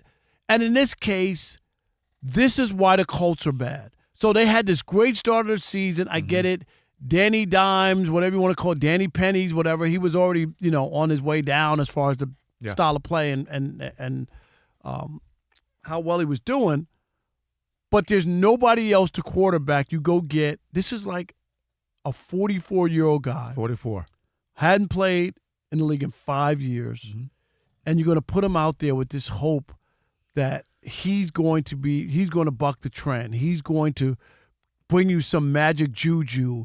He's going to somehow turn. This will be a disaster. I sat on this very radio show when Mike Tyson fought Jake Paul, and people, Rob G, how many people called in? Right? You bought in. People just all bought in. Oh my God, Mike! Do you see Mike Tyson on the internet? Look at him. He's in great shape. Dude, no, he's a 60-year-old man fighting a 30-year-old man. Yes. Let's not. And the NFL, the best players are in their 20s and 30s. Yeah. Yeah. No, this is not gonna end well, Rob. This guy is the same. He came out the same year I came out to college. That's crazy. And I'm sitting here with you, and I look like I'm in shape at least, right? And I know I can't go out there and do it. And you look like you're in shape. No, that's what I'm saying. Right. Like, and I actually still work out, and I do that. When you look at Phillip Rivers, you know he does not do that. And so, for him and for the Colts to team up and make this thing happen and give all us old guys this hope that we can go out there and do this it's just wrong. Now, am I hoping for the best for Phillip because I know him? Yes, I am. But there's no way he's going to save this Colts season in this scenario and with the teams they got to play down the stretch. Right. If they were playing some lesser competition, again, that may help as well. But they're playing the Texans, the 49ers, the Seahawks, and all these teams are fighting for playoff position. Right. They're going to come out. Now, let me ask Philip's you. going to be a sitting duck. You're the defensive coordinator, and you got the game plan. Mm-hmm. Is it a jailbreak? Are you going after him? Do you know what I mean? Like, what do you do? Or are they, the Colts, going to just a steady dive? They're going to try to run Jonathan Taylor. Jonathan Taylor, like every down, unless they have a third down and they need a passing play, or 100%. From the Fox Sports. If you think he's going to go out there and dissect defenses in day one and make every right read and be keen and sharp enough up here to make that happen, being away from the game, you're fooling yourself. So it's going to have to be a steady diet of Jonathan Taylor, right? But also, he's going to have to make throws, and he's playing against Seattle. There are throws that have right, but there are throws that are going to be needed. He's going to have to make some throws to win this game, and they're not. Listen, again, I hope it works out, Rob. I do. It's just not, though. I don't know. It's mind-boggling to me from the standpoint of these are multi-million-dollar organizations. They got all of these people. You know how many coaches and staff people. Rob, I'm sorry, Rob. No. You know the other thing about this, though.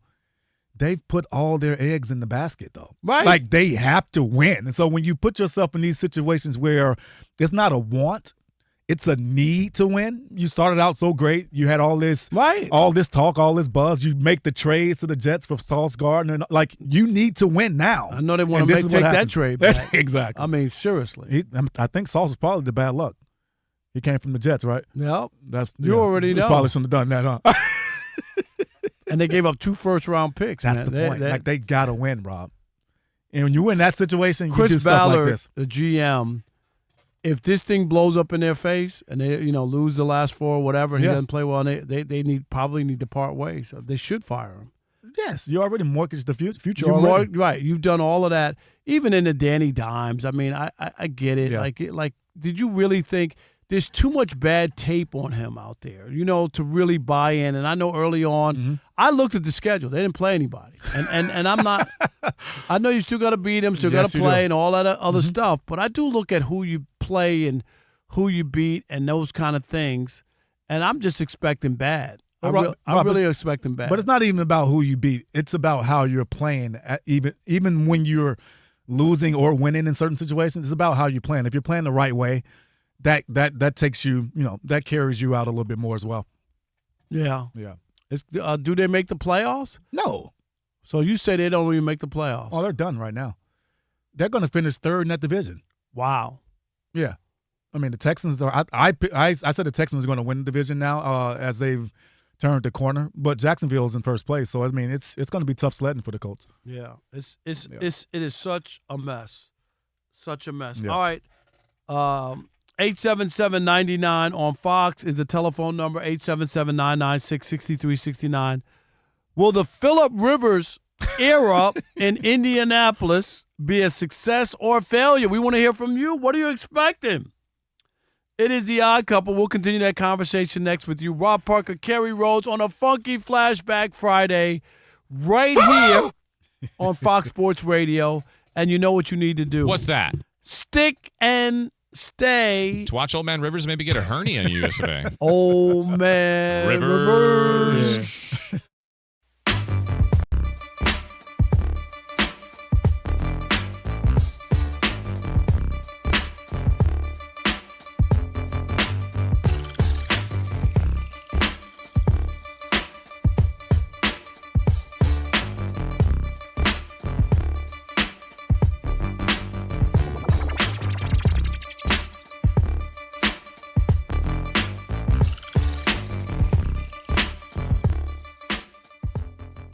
Today is one of those days when I hate the National Football League.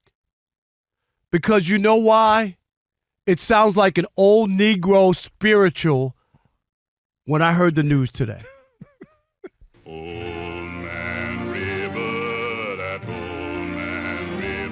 This is Old Man River. Old Man River? This is when the NFL is bad. Why? Because they're bringing Old Man River, the quarterback. Old Man River. You mean to tell me there's nobody else who can play football and quarterback the Colts? River. This guy hasn't played in 5 years. He's 44 years old. And you know what? This was the same league that years ago, 5 years ago, told me that Colin Kaepernick was too old and that Colin Kaepernick couldn't play. He was too rusty. He hadn't played in a while. This is the league that we have. I would have had more respect for the Colts had they said, Colin Kaepernick, put on a helmet, get a uniform. Come on, man, reclaim it. I'm still mad at the NFL players who allowed the owners to do what they did to Colin Kaepernick and take away his career because he cared about people. Mm-hmm. It makes me sick to think that Colin Kaepernick's career was taken from him and NFL players, mostly black, a league that's almost 70% black, turned the other way and allowed that to happen. And you know what this league is famous for? Nepotism, buddyism, cronyism, and here's another example. Let's go get a guy because we feel comfortable with him and we know he hadn't played in 5 years. There's nobody else on the planet who can come and quarterback the Colts and win you 2 games or a game and get you in the playoffs other than old man Rivers. Disgusting. No way. If you have any decency, you got to root for the Colts to lose every single game. That's how I feel. I want them to win enough games to keep the Chiefs out of the playoffs and then for them to lose. I knew you wasn't that, man. I was like, hold on. I knew there's levels to this madness. He was like, well, hold on. Pump the brakes. ABC, anybody but Chiefs. Old man Phillip Rivers. Man, listen, I thought the river ran dry. I didn't think it was anything left in that, Rob. Rob. You Carly Simon? Yeah, I'm saying 5 years. No, all jokes aside. I remember when Michael Vick stopped playing, right? He went to prison for 2 years. And they were like, oh, man, it's been 2 years. He's probably lost it. He was like 29 or whatever he was, 30, years old. And you mentioned Colin Kaepernick. I've screamed it to the heavens. Wasn't even on the show with you. You've screamed it. It made no sense for people to act like there were 64 other quarterbacks better than Colin Kaepernick. But he couldn't play, right? I'll give you. Fine. Maybe. Okay, he's not a starter. You're telling me he's not a backup? He's not good anymore. And then you start to run down the Nathan Petermans of the NFL who were in there like, stop it. So I'm glad you brought that up. The idea that Colin Kaepernick's 2 years at the time, 3 years at the time away, 4 years, he couldn't play. Because Phillip Rivers, again, has been gone for 5 years. Now, let's get into this a little bit more. This is also an indictment on the NFL quarterbacking.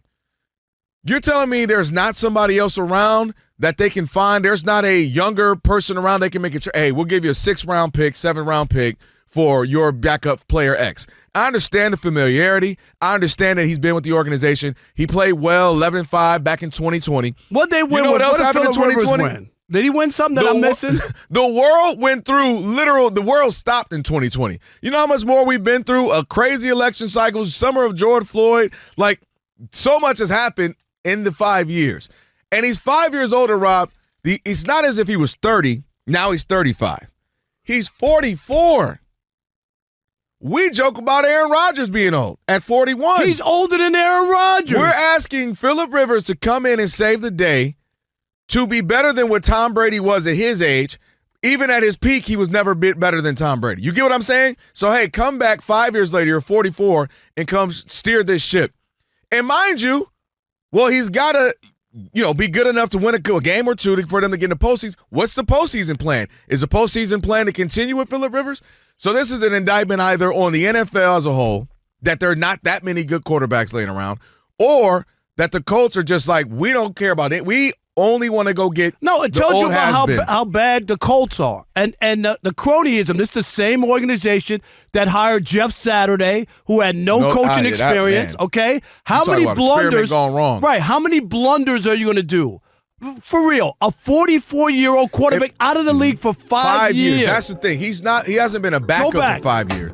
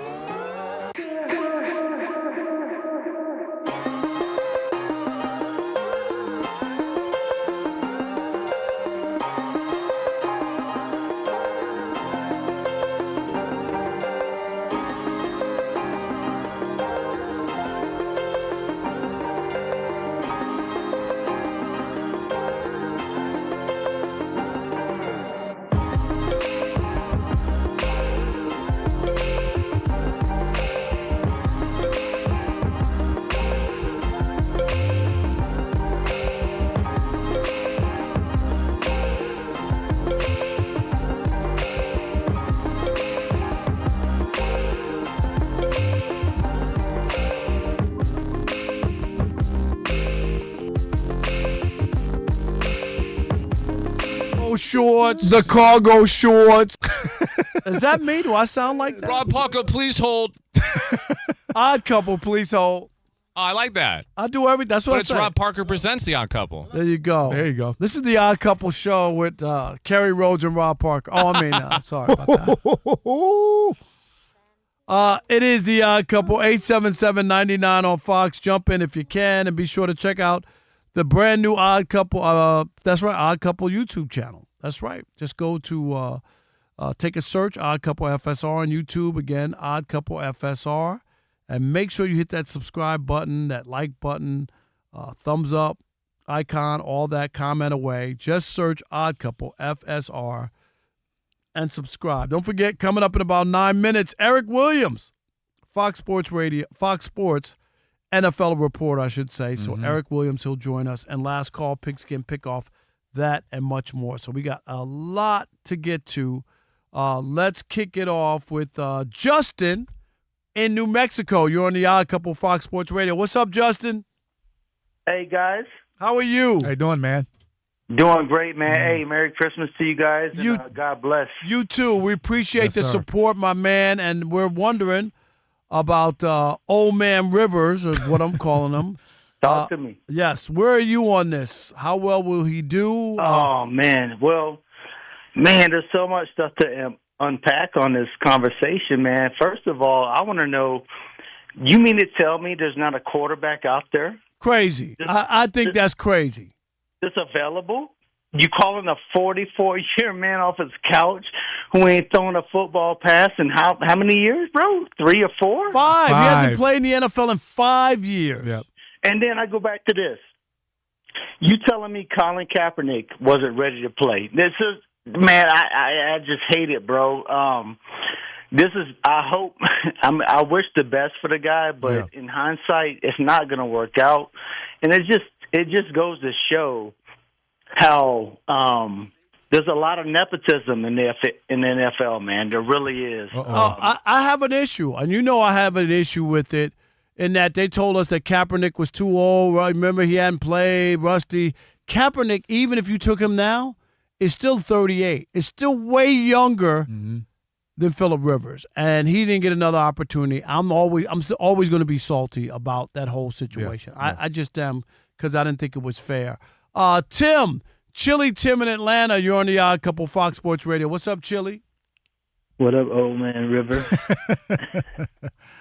We need. Hey, you heard us when we played that the other day, didn't you? Yeah, I did. That was crazy. Hey, Rob, real quick story. What's up, Kerry? What's up, man? So, Rob, one day I was in a doctor's office and years ago, and so this older lady, you know, she was trying to hit on me, and somebody said, "Man, you know, that was a cougar." I said, "No, that was a saber tooth." Ah, that's pretty good. That's pretty good. But the best part about messing with a saber tooth or a cougar is you don't have to worry about getting anybody pregnant. You know what I'm saying? Oh, my goodness. Now, Rob, you know I'm a man Hey, of man. God. You know, I don't believe Rob, in that. caution. Kerry, you know I'm a man of God. You know I Yes, don't I know. Not for you. Not Don't for you. get fired. No. Not you. But with Phillip Rivers, man, you know, I think he's harkening back to the days of when guys like Eli, him, Tom Brady, Peyton, those days are gone from the guys who are not mobile, you know, or not athletic. Like, it's not that same league anymore. Yep. And I just think, you know, you can't think of hardly any quarterbacks in the NFL that aren't mobile, and the less athletic ones struggle, you know, to play now. So why not see if the Giants want to release Jameis Winston or some of these other dudes that, you know, it's the end of the season. They might I know let that you go can't make a and get trade, salary right? tag. But couldn't they get somebody to release or look around? There's got to that's be. what I'm saying. Yeah, it's got to be somebody you can do better than this. This, I just feel bad for him. I don't think it's going to end well for him. Yeah. It just reeks desperation. That's all. It is really, really bad. How about Rockefeller in Louisiana? What's up, Rockefeller? You're on the Odd Couple Fox Sports Radio. What's up, my man? What's happening, Rob and Kerry? What's up, Kerry, Rob? man, nice to talk to you. You're one of my favorite football players to play in the league when you was playing. Oh, man, I appreciate that. I mean, safety is one of my favorite positions, and I always did love your game and stuff. Oh, man. I love Ed Reed, who I think is the best safety ever. Uh-huh. And stuff, especially free safety, but I love your game, too. I just thought you could have played a little bit longer. I don't know why you retired kind of early. I appreciate that, baby. Thank you so much. But Rob kind of stole my thunder with that, and Rob always got some great points when it comes to some of this stuff. And I mean, Phillip Rivers. I mean, I kind of can understand if he was in training camp and you've been through, you kind of been with the team all year, and you kind of been having a few loud rounds thrown your way and stuff like that, But just to get called off the couch and stuff, when you've been eating stuffed potatoes and stuff like that all year, and you come in, all this stuff you expect to save the day, and I see a lot. Like about the Colts, man, see a lot about the Colts, too. I know it's a small sample size with Richardson and stuff, but you got a quarterback that y'all didn't even, really develop right and stuff. Y'all haven't developed him properly. You haven't really given a chance to fully develop before y'all can say, okay, well, we don't have a guy, and y'all just go sign this guy and bring him on the team and stuff. And like Rob said, with Kaepernick, he's only 38 right now. He's only 38. Yeah, so I'm like, they got guys out there that's way younger than Phillip Rivers that probably give y'all a better chance. And you know what? Let me say this, Rockefeller. Guess who went to the Super Bowl? Was it Phillip Rivers or Colin Kaepernick? Who went to the Super Bowl? Yeah. Right. So, that's like I said, man, it's crazy, man, but it was no way how to bring him back. And like I said, maybe if he'd have been in the training camp and whatever, stuff like that, who knows what kind of shape he'd have been in and stuff. But, man, I just not playing in 5 years and haven't seen no live action come at you. It's kind of difficult, man, with these pass rushers today. And you're in a tough division with the Colts and all this. With the Texans and the Jaguars. It's bad. It's bad all the way around. Rob G, we got a bet coming up. Rob G wants to bet me. You know me. I'm always putting those chicken wing bets, Jordan bets. Wait, I owe you one too. I owe you chicken wings. What do you got me for? Wait, it was the Jets. They got to win what, 5 games? Oh yeah, you got. Where are they at right now? What are they? Are they 4? They got 3 wins or 4? Rob G. I think they got 4 now, right? They have 3. Okay, I get my wings. Well, if they get to 5, I win. But they're not getting a 5. Stop it. You don't trust? Was it Brady Cook? That's the new Brady Cook. Yeah, that's your guy. Yeah, Brady Cook. Yeah, I thought, doesn't he do a morning show on Fox Sports Radio? Oh, that's so. Okay, Rob. Here's the bet. Okay, here we go. You are very clearly in the anti-Phillip Rivers camp. You don't think it's going to work at all. All day. But you are very clearly in the Caleb Williams camp, are you not? Yes. Here's the bet I want to make with you for the rest of the season. We'll bet a slice of cheesecake for you and 10 wings. I don't like cheesecake. 10 wings for me. Vanilla bean from across the street. Yes, so one slice of cheesecake against 10 wings. The I will bet is about you. The same. I will bet you that Phillip Rivers has a better passer rating rest of the season than Caleb Williams. Ooh. No, you got to give me more because why? No, because he's not going to throw the ball that You just said that he's 98 years old. He's going to die on the field. No, but you're expecting a cardiac arrest. But I want to make sure that I'm not, because he's not going to throw as many passes, I don't think. So you don't believe in Caleb Williams? I believe in Caleb. Hey, we can make that. Hey, Alex, can the song. We can make that bet, and I'll take that bet. But there's no doubt in my mind that I'm going to win the bet because I'm not betting on old man Rivers. Man Rivers.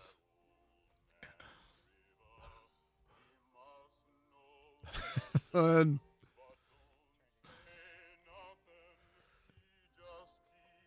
rolling all.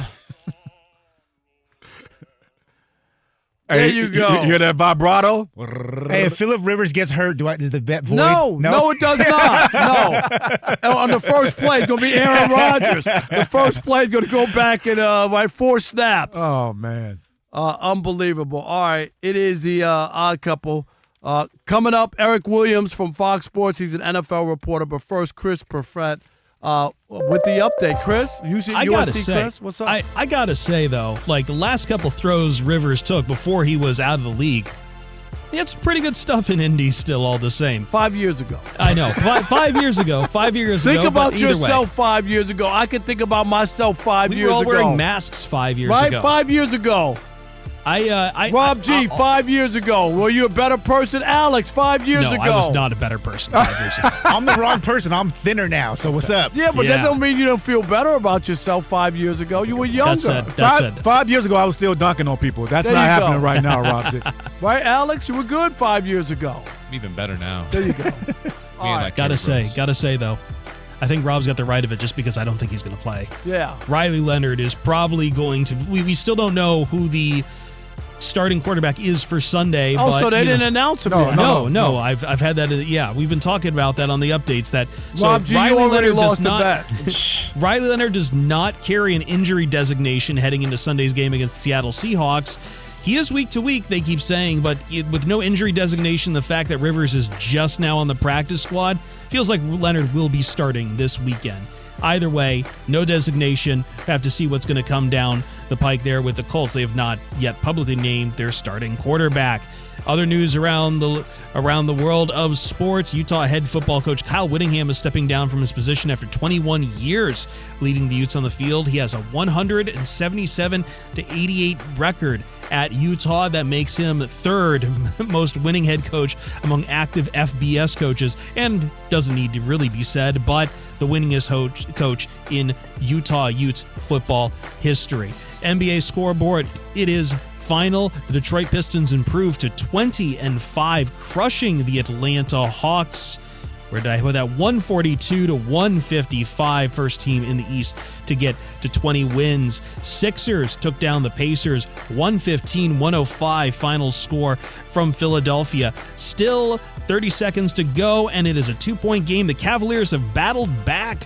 This game was almost like 30 points down, and the Cavaliers have battled back with a 2-point lead. 30 seconds to go, 124-122. Keeping an eye on that one in D.C. Meanwhile, in the early third quarter, Grizzlies with a 69-61 lead on the Utah Jazz. Earlier today, former Michigan head coach Sherrone Moore was charged with a felony count of third-degree home invasion during a court appearance in Ann Arbor, Michigan on Friday. In addition to that felony charge, 2 misdemeanor charges. Moore was released on a $25,000 bond. He must wear a tracking device and is due back in court in January. And as I was speaking, still a 2-point game between the Cavs and Wizards, 25 seconds to go. Rob and Kerry, this has been awesome. See you guys Starside. Chris, yes, sir, appreciate Chris. you, my man. Thank you. Anytime. Always USC, Chris. We appreciate That's right. you. It is the Odd Couple.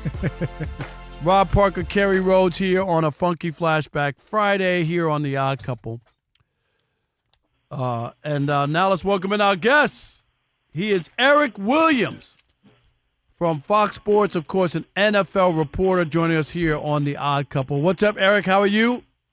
What's going on, fellas? I'm doing great. Thanks for having me. I appreciate it. No doubt about it. Eric, we've been on this Phillip Rivers train right now, and just how crazy this is that this is happening right now, and this is the last resort for the Colts. I mean, what are you feeling about this situation? Yeah, covered Phillip for 6 years, both in San Diego and Los Angeles. Mm-hmm. Know him well. I've seen him play a lot. Hopefully, you have a hallmark ending here. That he doesn't get hurt. Exactly. He's trying to be positive and optimistic about it. Obviously it's crazy. He's been out 5 years. When Phillip played, he wasn't the kind of guy that ran around anyway. So people know where to find him. He's going to be in the pocket. Phil's known for his toughness. Played 240 straight, starts. Played through pain. Played with an ACL, torn ACL in the AFC Championship game. Everybody kind of knows about that. Yeah. So, I think Phil's going to go out there and throw the ball around because that's just who he is. I'm thinking that's the game plan, really, with Jonathan Taylor. That he's going to throw the ball around the yard. I'm not saying that's the game plan. I'm saying Phillip, when he gets into a game and starts being competitive, and if they get behind, which they probably are going to be behind, they're going to have to throw the ball, right? In order to get back into it. That means Phillip's going to be trying to sling it around a little bit. Obviously, they'd like to run the ball to protect him, but Seattle's defense is pretty good. I was up there a couple weeks ago when they played against Minnesota, and they get after it. But Phillip's smart. He knows the offense. He's going to be able to get them into advantageous plays pre-snap. I'm just concerned about when he gets hit, how he's going to take those hits, how his body's going to respond. Right. He's going to tear his Achilles, those kind of things, because he didn't really have any ramp up to getting out there and playing professional football against some of the best athletes in the world. Aaron Rodgers had 4 snaps. I got 3 snaps for Phillip Rivers. Oh, Rob. Stop, Rob. Stop that. No, and here's my – Eric, I'm sorry. I think it's a mockery of the game and a disrespect to the game to take a guy seriously, and not for all that he's done in the past, not to play 5 years in the National Football League, take a guy off the street basically, and say, okay, yeah, go ahead in the game. It's just it's mind-boggling to me that there's nobody else on the planet who played in the UFL, the USFL.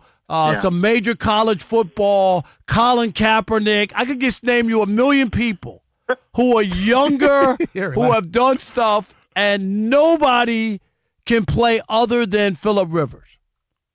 Well, I mean, I think this situation is unique for a couple different reasons. Obviously, Shane and Phillip are tight. Yes. Shane coached Phillip when he was with the Chargers, both as a quarterback coach and offensive coordinator. And if you were listening to Shane talk, you would think you were listening to Phillip talk. That's how close they are. So I think that's obviously part of it. Is they talk weekly. So it's cronyism. Cronyism. Yeah. Cronyism. Well, I just think familiarity. Somebody that knows his offense inside and out and can come in and run it and doesn't have to learn it because they already know it. So that gives Phillip an advantage to other people that you could potentially bring in that are apt to come in and learn it. And the other thing I would say is, I don't know if you watched Max Brosmer play for the Vikings a couple weeks ago. That's your alternative, is having a guy come in like that that has no business being out in the field because the game is so much faster than he can play. So do you want to bring a guy in like Riley Leonard that's on their roster that is going to be playing in Seattle for the first time in that environment against that defense? I think that's a tall task to ask somebody like that versus at least Phillip has been in that situation. He's actually played well in Seattle again. I know that was 10 years ago or whatever, but the lights aren't going to be too bright for him when he goes in that stadium and plays. But Eric, listen to this though. Like, what about coaching these guys up to be able to play and run your offense and be productive in the game, right? Like run Jonathan Taylor. If you're drafting guys to come in to your team, to your organization, that means you like them. You like something about them on film. You saw them. So why can't these coaches develop these guys? That's the part that it's lazy. It is lazy to me. Well, Kerry, you're a player. If you're on a team, if you're Jonathan Taylor, would you rather have Phillip Rivers, who you at least know that's been there, done it, even though it was 5 years ago, or the guy off the practice squad who you've seen play and probably has no business being out in the field? And you're in a position where you're 8-5 and you still have kind of an outside shot of still making the postseason. So I think you're right. It is a Hail Mary. Yeah. Maybe it ends up being reckless and something bad happens and he sustains a significant injury. But I'm here for it. I wish I could go up and travel and watch the game. I'm going to be at, Lions and Rams this weekend in Los Angeles. But, if I would had my pick, I'd rather go up there and watch, Phillip and see what it's going to look like. I'm definitely going to tune in myself. For sure. Yeah. People are watch. Yeah. Yeah. I did want to ask you one more about the Chargers and Chiefs and just, where Mahomes coming off an awful game. 3 interceptions, no touchdowns, just some throws, and everybody was blaming drops or whatever. Some of those throws weren't that great. They were behind receivers or whatever. Yeah. And the Chargers, this is a big game. This could knock the Chiefs out.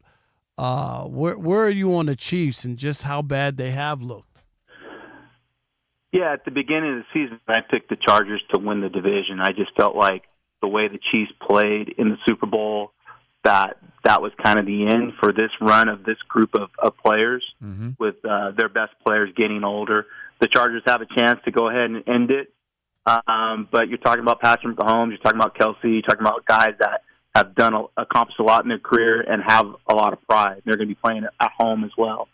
So I like the Chiefs in this game, but I still think it's going to be an uphill climb for them to reach the postseason in order to go on that run that they need to make to get there. And I think Denver's looking pretty good right now in terms of being able to win that division and perhaps host a home game in the postseason.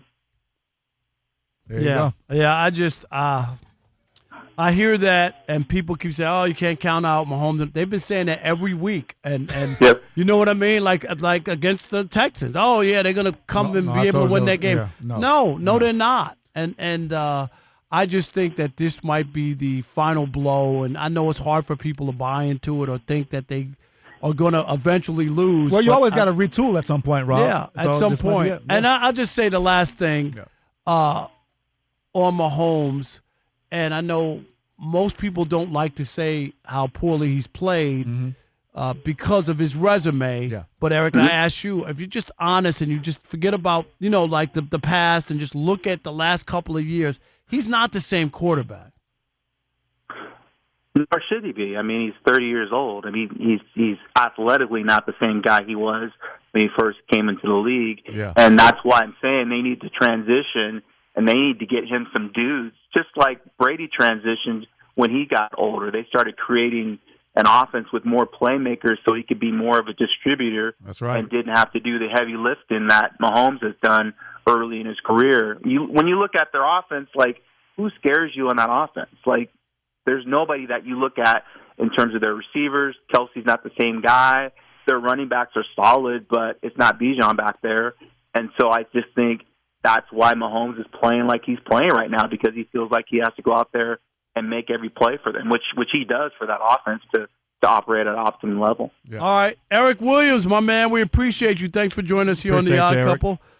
Check him out. Guys. Appreciate it. Fox Sports NFL reporter, and every goal starts with an assist on and off the field, and that's why Haleon and U.S. Soccer are launching For the Assist, a celebration of everyday acts of support that helps people achieve their goals with iconic brands like Sensodyne, Tums, Voltaren, Advil, Centrum. Learn more and go to HaleonAssist.com. More Odd Couple coming up. That's right. We got Last Call and NFL Pigskin Pickoff. Get ready. That's right. It is The Odd Couple. Rob Parker, Kerry Rhodes, right here on Fox Sports Radio. Stick and stay. Unless you're Monty in the USBA.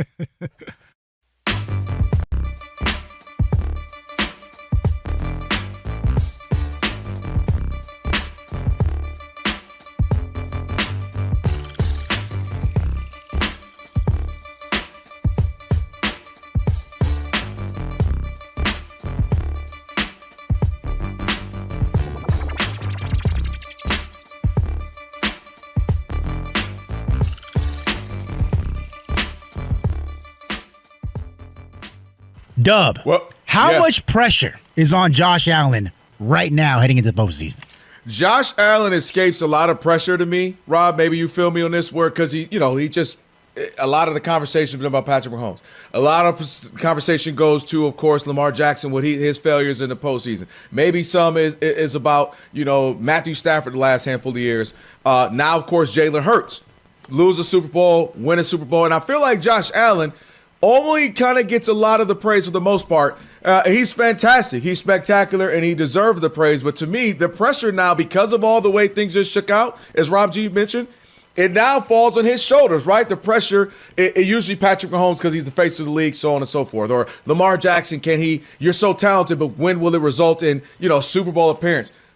All of that to me is on Josh Allen now. You're the reigning Super Bowl MVP. You've got your same coach. You got your same system. MVP. You got your you got your same coach, you got your same system, same guys. So it's not like you're in some unfamiliar situation. You are in that same system, same place, same everything. To me, it falls on him because, Rob, there are some other teams that are really good, even in his own division. The Patriots, 11-2. Drake May, an MVP candidate. Looks like, some people 1 or 2, depending on where you put him and Matthew Stafford. You got other guys. We mentioned C.J. Stroud. Is this the real Trevor Lawrence that we're seeing? You got Bo Nix, so forth. You got Justin Herbert, who's playing right now. There are young guys that are coming. That's just in the AFC. Obviously, you got some in the NFC as well, or some of the old brigade as well. He has the most experience. This is his chance to follow up that MVP season and then go and get a Super Bowl MVP, get his team there. So to me, how it's all shook out.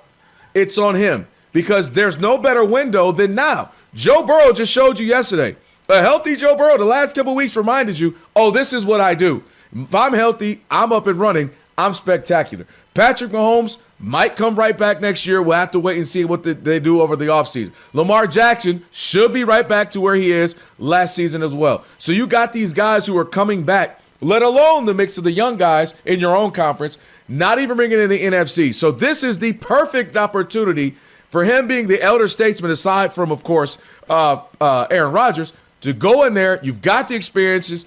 You have an opportunity to finally get that ring because it's going to be so hard moving forward. And it's always hard to win a Super Bowl. We know that. So to me, the onus, the pressure, the eyeballs should be on him, as in it's yours. And we had a conversation in the NBA. It's not apples to apples, but similar how I felt the last few seasons for Antetokounmpo, Giannis, when it's like, dude, you're the best player in the conference. Conference is wide open. It's not just like a million teams you got to deal with. You should be able to get to the finals. That's how I feel with Josh Allen. You should be able to get to the Super Bowl and hopefully win one for you in the city and the team finally, because the pathway is there for the best player in probably football, let alone, left in the playoff hunt. Yeah, I disagree. I think that they still have – you talked about it before, that he has to do so much in order for that team to win. That talks about the deficiencies that team has. Top 15 in scoring, so they're not like a juggernaut offensively. I'll give you the defense, top 10. No real receivers to talk about. Really going to – okay, so you got Cook. Let's focus in on him and Josh Allen, make sure they don't run wild and stop the passing game because there's nobody to really have to defend on. So I think that's where him having to be Superman makes it even tougher when you make those kind of Super Bowl runs or try to get there, because it is all about him. So I think that's a hard way to win when it just has to be you, and you have to get to beat the Bengals. You gotta rush for 40 yards, 40-yard touchdown run, and you gotta get 4 touchdowns in the game to win like that. Where's the help? I just think when you make a run, and you got to win that many games, and you have to be the focal point to all of them in order to win. You could do that in basketball probably, and even the great basketball players have a second guy. Michael needed Scotty. You gotta have somebody else. Kobe and Shaq, you need somebody else. And I don't know, is Cook it or not? Top 10 in defense helps. I'll give you that. Anytime you have a chance to win, teams that have top 10 defenses, we talk about Tom Brady all the time. You can talk about Tom Brady and he's the GOAT and all that. Go show me when he didn't have a top 5 defense when he won the Super Bowl. And a great special teams, too. Okay, right? And a Hall of Fame kicker when Adam Vinatieri gets in.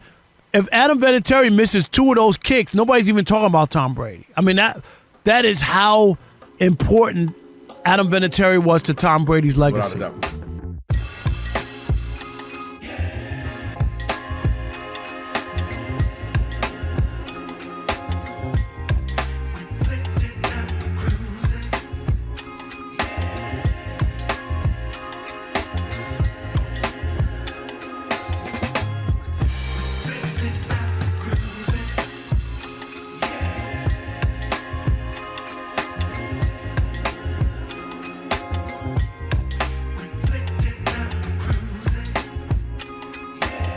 It's up in the stand. I'm ready to go. Oh, it's not decorated yet. It's not decorated. I got to do that.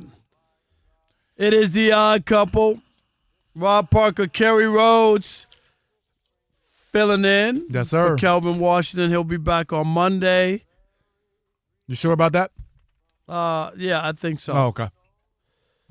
We got last call coming up, NFL Pigskin Pickoff, and every goal starts with an assist on and off the field.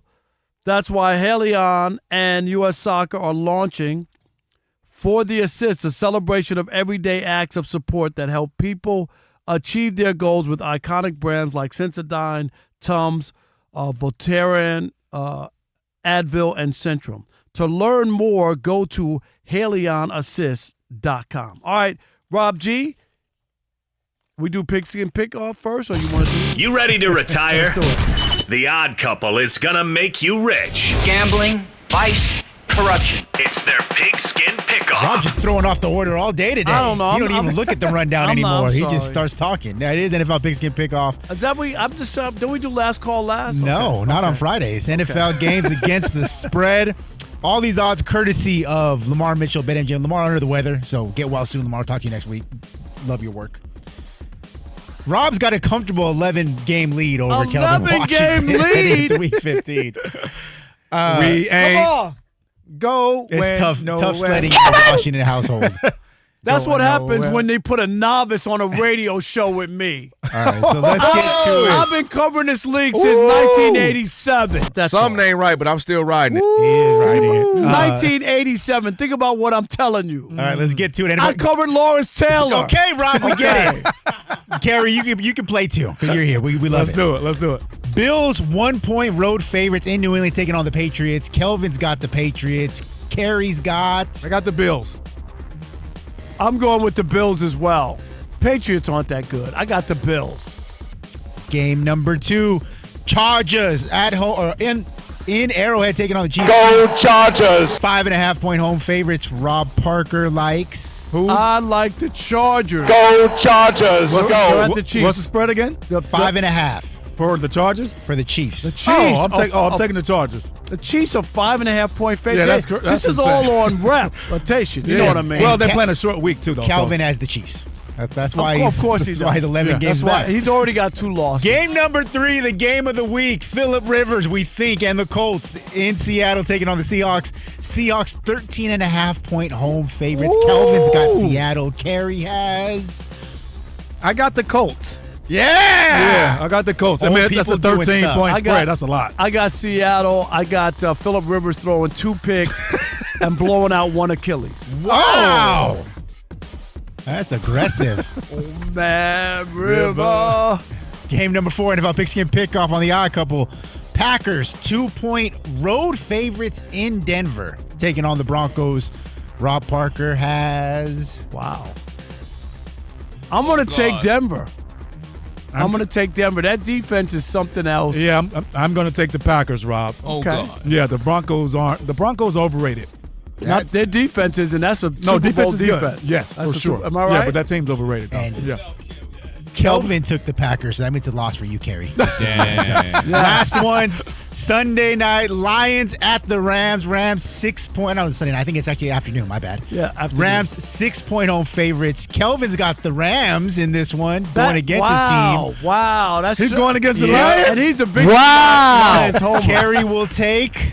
I'm a Ram guy. You know, I think you guys know that by now. I think the Rams win that one by 6 for sure. Yeah, I'm forced to. I mean, I'm in a tough spot either way. So Ram it all day and ram it all night. no, I'm going to go with the Rams over the Lions in that spot. 6 points is a lot. That's a lot of points. It a is lot of points. It is. And because you messed up the order, no time for last call, Rob. Way to Whatever. go. See, you're happy about Oh, that. God. Oh God, why are you wrecking the show? How hey, dare you. Kerry. Hey, we you already know. appreciate you. Always. Yes, sir. And everybody in the Odd Couple crew, we appreciate And the you. Odd Mob, don't fight. These guys dropping addresses, trying to throw hands. Don't do that. fight. This is all Ooh. fun and games. There's a lot of fun and information for everybody. The Jason Smith Show with Mike Harmon is coming up next. I never miss your radio show. I never hear it, so I never miss it. Did you hear that?